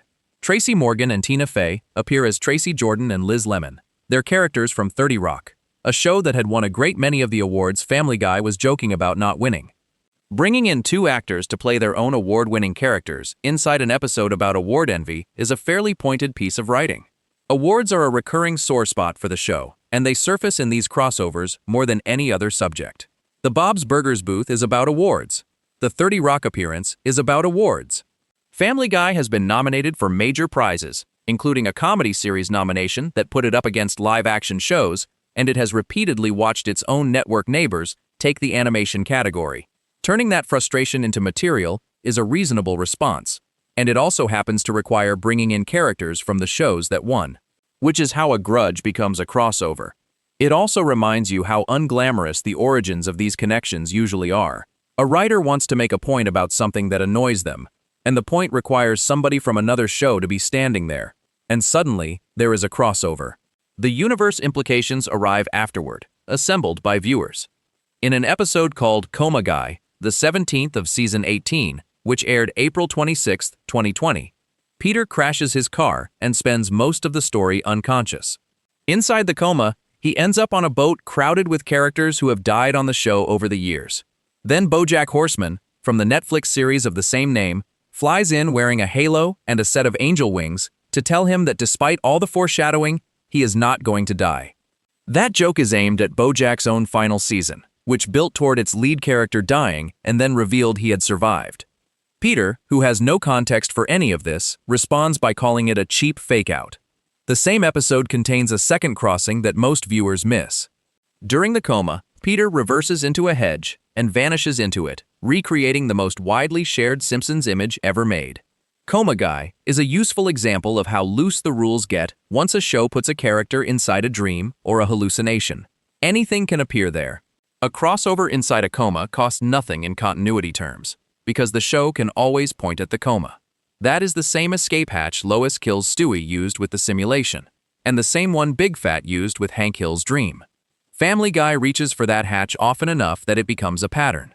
A large share of the show's boldest crossings happen inside somebody's head, which lets the writers have the moment without owning the implication. Small appearance and the details around it come mostly from fan-maintained sources rather than official ones, so treat them as likely rather than settled. Peter and Lois have also appeared on Drawn Together, the Comedy Central animated series, in an episode called The Lemonade's Walk.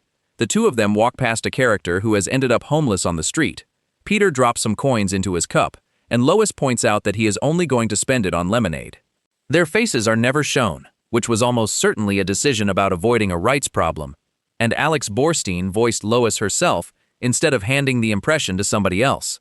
There is a smaller one in Futurama. In the film Bender's Big Score, Fry travels back to the year 2000 and hangs a Family Guy calendar on his wall, sold on the promise of 12 laughs a year. Outside television entirely, Brian and Stewie turned up in a commercial for Peanuts merchandise, which puts two Quahog residents in an advert for Charlie Brown and Snoopy. Various other advertising claims circulate online, including a supposed Super Bowl appearance, and those should be left alone until somebody produces the footage. This whole category, the small, quiet crossings, is where the research gets frustrating, because a lot of what is repeated confidently online cannot be traced back to anything solid. Fan wikis copy each other. A claim gets written once, gets picked up by 3 other pages, and after a few years it looks well established because it appears in 4 places, even though all 4 places are quoting the same original guess. Video essays make this worse rather than better. A confident narrator repeating an unverified claim gives it far more authority than a wiki page ever could, and the next person writing about the subject often uses that video as their source. Some of the most commonly repeated Family Guy crossover claims fall into that hole. There are widely shared assertions about Family Guy references inside Rick and Morty, Archer, and Community that could not be verified against any reliable source. A frequently mentioned gag has Cleveland's stepson wearing a belt buckle with Roger from American Dad on it. That one appears on multiple fan pages and cannot be confirmed anywhere. These may all be real. Some of them probably are. But there is a meaningful difference between something a person watched happen and something a person read on a page that was written by somebody who read it on another page. This problem is worse for Family Guy than for almost any other show, and the reason is simple arithmetic. The series has produced more than 400 episodes. Each one contains somewhere between 5 and 15 cutaway gags, most of which reference something from outside the show. Add that up, and you get thousands upon thousands of individual references, many lasting under 10 seconds, scattered across 25 years of television. No one has watched all of them carefully. No one could. So the record of what Family Guy has actually referenced is assembled by volunteers working from memory. And memory is where errors get in. Somebody half remembers a joke, writes it down, and it becomes a fact. The safest approach with any Family Guy crossover claim is to ask a single question. Can somebody name the episode? If the answer is yes, and the episode exists, and the season and the air date line up, the claim is probably real. If the answer is that everyone knows about it, but nobody can say where it happened, that is usually the end of the trail. Confirmed connections in this category are less flashy, and they hold up. Every one of them can be pinned to a date. Hold that standard, especially with a show this old and this heavily documented by volunteers. A crossover claim with an episode title, a season number, and an air date attached to it is a fact. A crossover claim without those things is a rumor wearing a fact's clothing. Peter really did end up in a Bob's Burgers booth in March 2023. Homer really was silent. Tracy Morgan and Tina Fey really did show up as their 30 Rock characters in 2017. Mike Judge really did voice Hank Hill for a 30-second dream sequence. What these small crossings share is that none of them are events. No network promoted them. There was no press push, no special hour, no network campaign. They are the sort of thing that happens because everyone involved works in the same industry, knows each other, and finds it funny to put a character somewhere he does not belong for half a minute. Those are also the crossings most likely to be spotted by regular viewers instead of announced to them, which gives them a different quality. A promoted event asks the audience to show up. A 30-second cameo rewards the people who were already there. That is a more honest form of crossover than the big planned ones. Night of the Hurricane was a network initiative. The Simpsons Guy was an hour-long event with a marketing budget. The Bob's Burgers booth was a joke about a trophy nobody won. And a joke about a trophy is still a scene in which characters from 3 different television programs occupy the same physical space, which is the thing that counts. Counting it feels almost unfair next to an hour-long special, and it should be counted anyway, because the criteria have to be consistent. If 2 houses landing in a yard counts, a booth in a restaurant counts. One More Place Family Guy has turned up has nothing to do with television at all, and it put Peter Griffin in front of an audience of tens of millions of people who had never watched a single episode of his show. Before we move on, if you're enjoying this analysis, please consider subscribing. It helps the channel tremendously. Every crossing so far has happened on a screen someone was watching passively. The next one happened on a screen people were holding, in a game where Peter Griffin became something nobody at Fox could have planned for, which is a character that millions of people controlled with their own hands. Section 9. The day Peter Griffin became a video game character. On December 3, 2023, Peter Griffin stopped being something people watched and became something people controlled. That was the day Fortnite launched Chapter 5 Season 1 in an update numbered 28.00, and Peter Griffin was in it. Not as a poster in the background, not as a reference, as a playable character, fully modeled that anyone could unlock and run around in. The scale of this is easy to underestimate if you do not play the game. Fortnite is one of the largest entertainment platforms on Earth, with hundreds of millions of registered players, most of whom are far too young to have watched Family Guy when it was new, and many of whom have never watched it at all. Peter Griffin was dropped into that space as a body people wear. Unlocking him required work. He sat at level 70 of the season's Battle Pass, on the 11th page of rewards, which meant a player had to grind a substantial number of matches to reach him, or buy the pass outright for 950 of the game's currency, and then still climb to level 70. Nobody picked him up casually. Players had to go after him. Fortnite went a long way past putting a costume in a shop. Peter was written into the season's actual storyline. Chapter 5, Season 1 built its map and its plot around a criminal organization called the Society, and Peter Griffin was made a member of it. He was given his own location on the map, a spot called Snooty Steps. He had bodyguards. He had a statue of himself standing on the island. So for several months, a large portion of a generation of players encountered Peter Griffin not as a cartoon father, but as a crime boss with a mountain compound and a personal statue, and a meaningful number of them had no idea he came from a television show at all. The collaboration had been rumored for a very long time before it happened. Data miners, the players who dig through game files looking for unreleased content, had spotted a texture file back in February of 2021 under the name French Fry that looked suspiciously like Peter. That is nearly 3 years of speculation before anything appeared. When he finally arrived, the reaction was enormous, and Peter Griffin briefly became one of the most discussed characters in gaming. Part of that reaction was about the character, and part of it was about what the character represented. Fortnite had spent years absorbing other properties, and the list had grown to include superheroes, action movie characters, musicians, athletes, and figures from other video games. Almost all of them fit the tone of the game, which is bright, fast, and built around combat. Peter Griffin does not fit that tone at all, and everyone involved clearly knew it. He is a fat middle-aged man from a Rhode Island sitcom who cannot walk down his own stairs. The mismatch was the appeal. A character defined by being slow, heavy, and physically incompetent had been dropped into a game where the whole point is speed and precision. Dropping him into a shooter alongside costumed heroes was funny, in a way the other additions were not, because the mismatch was the entire point, and players responded to the absurdity as much as to the character. Animation sold it. Watching Peter's body move at the speed a battle royale demands, sprinting and building and diving, produced exactly the kind of visual mismatch that spreads quickly online. Then he left. The season ended on March 8, 2024, and when it did, Peter went with it. He was never sold separately in the shop, so the only way anybody ever got him was by climbing to level 70 while the season was still running. Players who did that kept him. Everybody else missed the window. That impermanence is built in. These game crossovers work that way by design. Fortnite runs on seasons, each one lasting a few months, each one rewriting the map and the story. Characters arrive, get used, and are cycled out to make space for whoever is next. Peter Griffin was never going to be a permanent resident. What lingers is the outfit.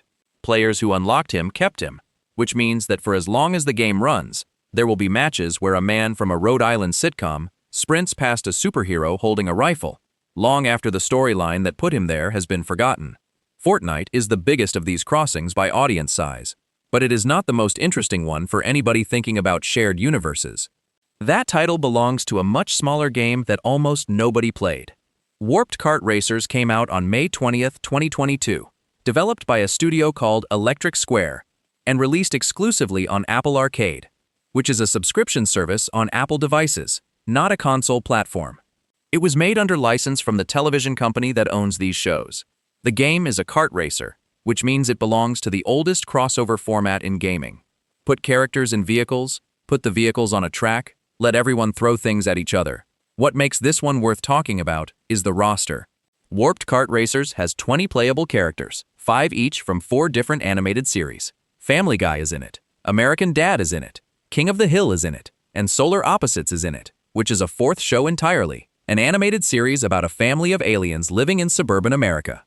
The Griffin roster covers the whole family, apart from Chris, who did not make the cut. 16 tracks were built out of locations from those shows. The track list is the part that would matter to anybody thinking seriously about a shared world. Racing through Quahog and then through Langley Falls and then through Arlen means those 3 places have been built to the same scale, with the same physics, on the same island of code. They are not separate realities in that game. They are adjacent circuits. None of this is intended as canon, and nobody at any of these shows has suggested it should be. But it is the only piece of media in existence where a person can put these worlds side by side and move between them continuously, which is more than any episode has ever offered. That means a player can put Peter Griffin, Stan Smith, Hank Hill, and an alien from Solar Opposites on the same starting line and race them through Quahog, then through Langley Falls, then through Arlen, Texas. 4 separate television programs sharing a road. There are no microtransactions in it, which is rare enough to notice, and which tells you the game was built as a package, not a machine for extracting money. The platform choice explains that.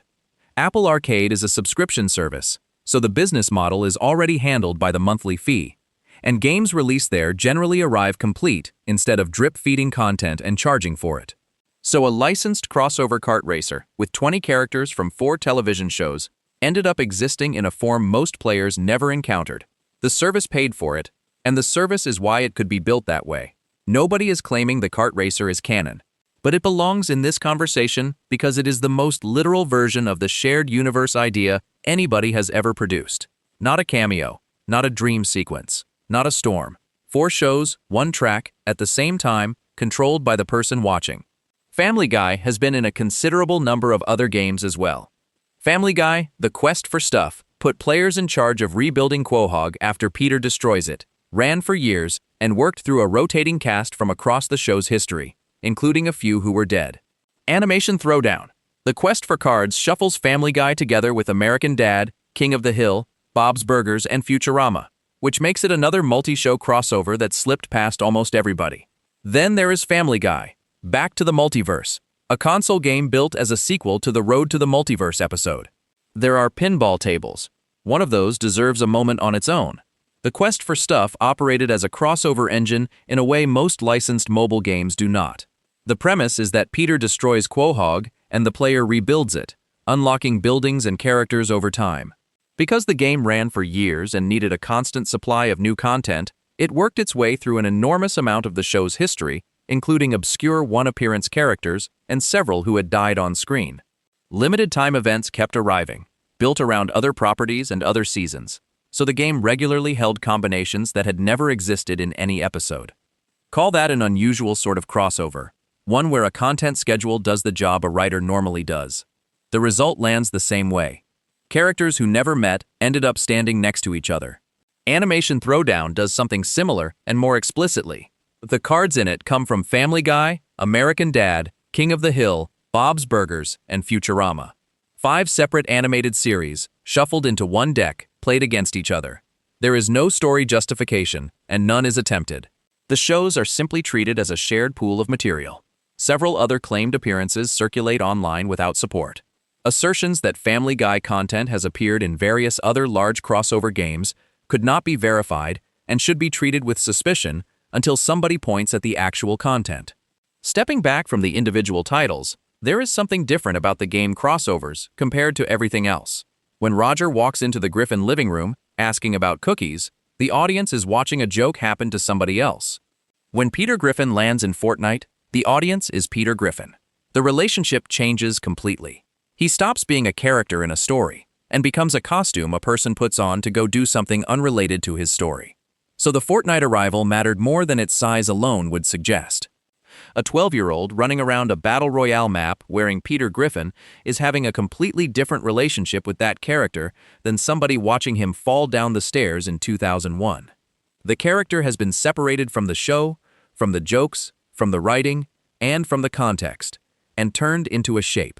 Family Guy has been slowly turning into that kind of object for a while. The show has been running since 1999. It has produced merchandise, games, specials, a movie, and an enormous volume of clips that circulate online, detached from the episodes they came from. Peter Griffin as a face is now far more widespread than Family Guy as a television program. Plenty of people can identify him instantly and could not name a single episode.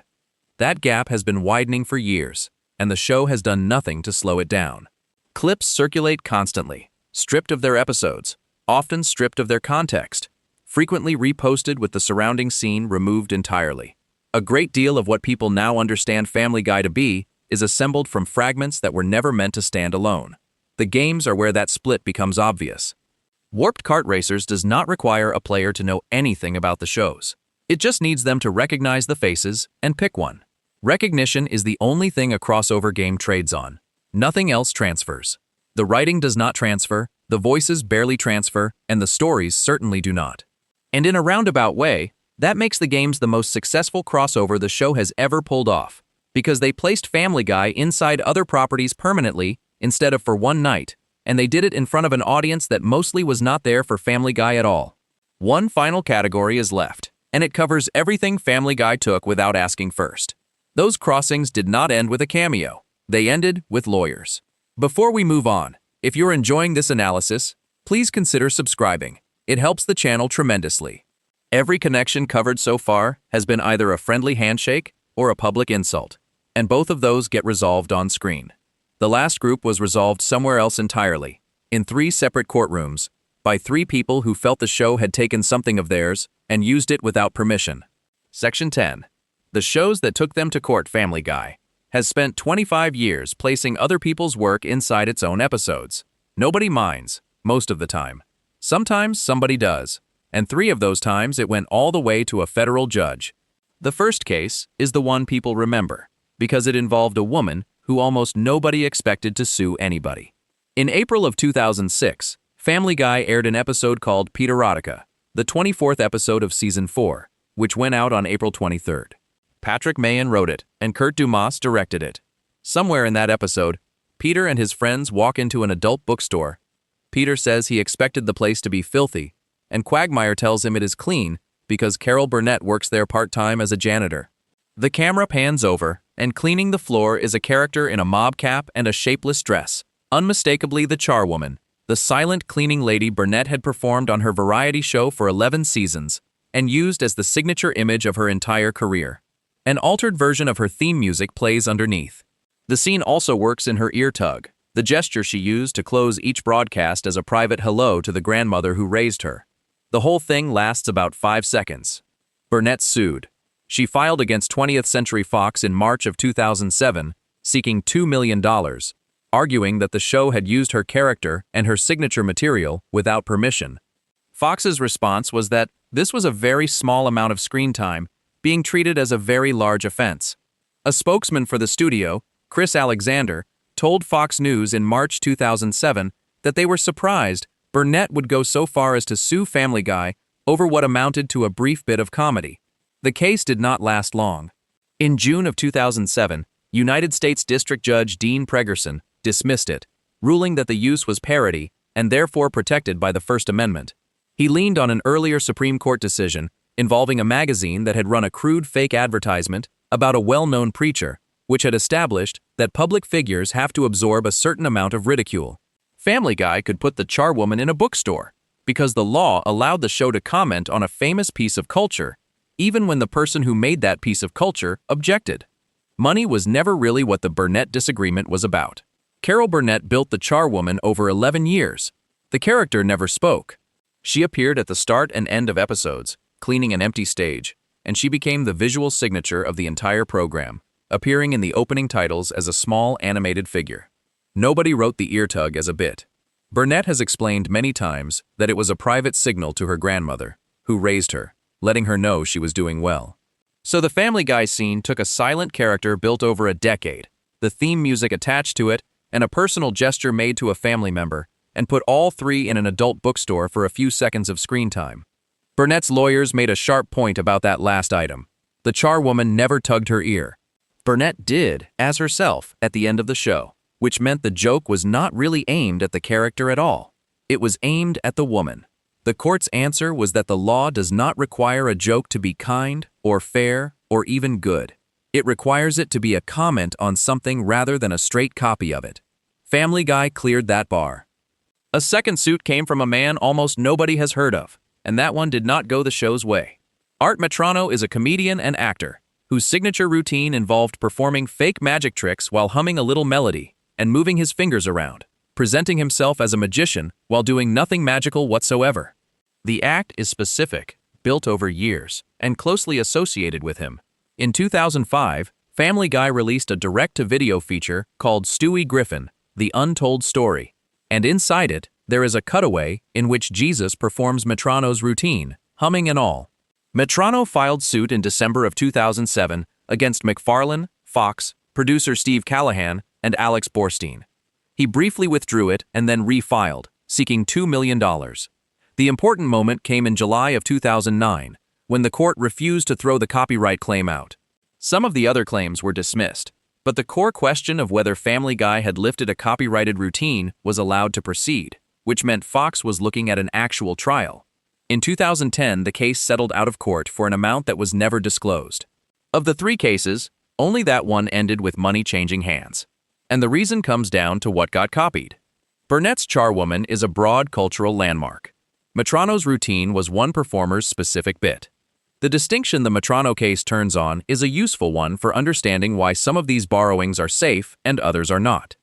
Parody protection generally covers using something to say something about it. A joke that puts the charwoman in a bookstore is commenting on a famous television image. A joke that has a character perform Art Metrano's routine is not commenting on Art Metrano. It is just doing his act. That difference is why one case was dismissed within months, and the other survived long enough to force a settlement. The material was smaller and less famous, but the use was harder to defend, because there was no argument to be made about what the show was saying by including it. The third case reached back further than either of the others, and it involved a song most people learned as children. In 2000, Family Guy produced an episode called When You Wish Upon a Weinstein, in which Peter, convinced that Jewish people are good with money, goes looking for one to manage his finances. Inside it is a musical number called I Need a Jew, which is built on the melody of When You Wish Upon a Star, the song from Pinocchio. The episode itself had a complicated history. Fox refused to air it, worried about how it would be received. It sat on a shelf for 3 years before finally airing on Cartoon Network on November 10, 2003, and eventually made it to Fox in 2004.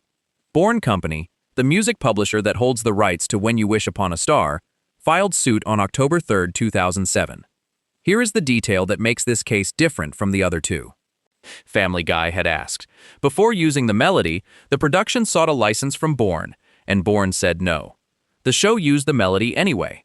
The case went before United States District Judge Deborah Batts, and on March 16, 2009, she granted summary judgment in favor of the show. The ruling held that I Need a Jew was a parody and therefore protected as fair use.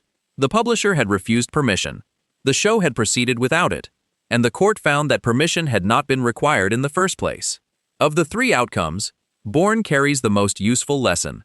and it barely concerns Family Guy at all.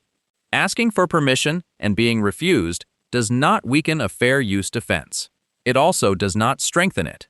The court did not treat the refusal as evidence that the show knew it was doing something wrong, and it did not treat the request as evidence of good faith.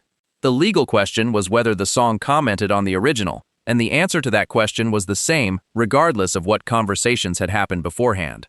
Which means the production could have skipped the request entirely and ended up in the identical position. Asking cost them nothing and gained them nothing, and the melody was going to be usable either way. Taken together, these three cases describe something the crossovers do not. They show what happens when Family Guy puts another property inside itself without a licensing agreement. 2 out of 3 times, the court said it was allowed. 1 out of 3 times, the show paid. 3 lawsuits in 25 years is also, viewed coldly, a very small number for a show that references other people's work in nearly every episode it has ever produced. The volume of borrowing is enormous. The volume of complaint is tiny. Part of that is the law working roughly as intended. Parody protection exists so that comedy can point at things without asking first, and Family Guy has leaned on it harder and more often than almost any show on television. Part of it is that being referenced by a hit program is usually good for whoever is being referenced, and the people with the strongest case are often the least motivated to bring one. That record explains a pattern that runs through this entire video. None of it adds up to a strategy. What you get is a run of individual decisions made by different people at different times under different circumstances, and the only thing tying them together is that nobody involved seems to have treated the question of permission as particularly settled. Family Guy operates in 2 completely different modes depending on the situation. With Star Wars, it asked, got extraordinary permission, and produced 3 feature-length specials with a studio's blessing.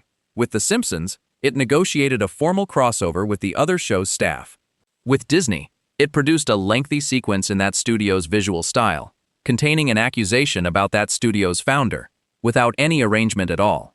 With Carol Burnett, Art Matrano, and a music publisher, it simply used the material and dealt with the consequences afterward. The show has never picked one approach. It uses whichever one is available. Nobody involved seems to have minded much. All 3 cases were resolved more than 15 years ago, and the show has continued referencing other people's work at roughly the same rate ever since. Pulling all of it together, the honest summary of which shows Family Guy is secretly in, comes in 3 tiers. The confirmed tier is solid. Cleveland Brown physically moved from Family Guy to the Cleveland show and back again, taking a family with him. 2 houses from 2 other programs landed in a 3rd program's neighborhood on October 2, 2011. The Griffins drove into Springfield in 2014, sat in a courtroom beside their counterparts, and left. The Star Wars trilogy was remade with Lucasfilm's permission. The Next Generation cast appeared in a Quahog living room in 2009. Peter Griffin was a playable character in Fortnite from December 2023, and shared a starting line with Hank Hill and Stan Smith in a kart racer. 3 people took the show to court over material it had borrowed. The implied tier is where most of the interesting material lives. Quahog, Stoolbend, and Langley Falls are close enough for 1 storm and 1 set of flying houses, but no map has ever been drawn, and no writer has ever declared a binding rule. Roger walks into the Griffin house, and nobody explains it. A dog that looks exactly like Brian appears on another show, and denies being Brian, which is a joke that only functions if the possibility is real. Family Guy merchandise exists inside worlds that also contain the actual Griffins, which should not be possible and is never addressed. The speculation tier should be labeled clearly and left there. Brian's ability to talk has no explanation, and the theory that he was a human being changed by government technology comes from a different show, not from his own. Susie Swanson thinks in the voice of the head of the CIA, and the theory that she is therefore working for the CIA is built on a casting choice, not on a plot point. Both of these are fan constructions.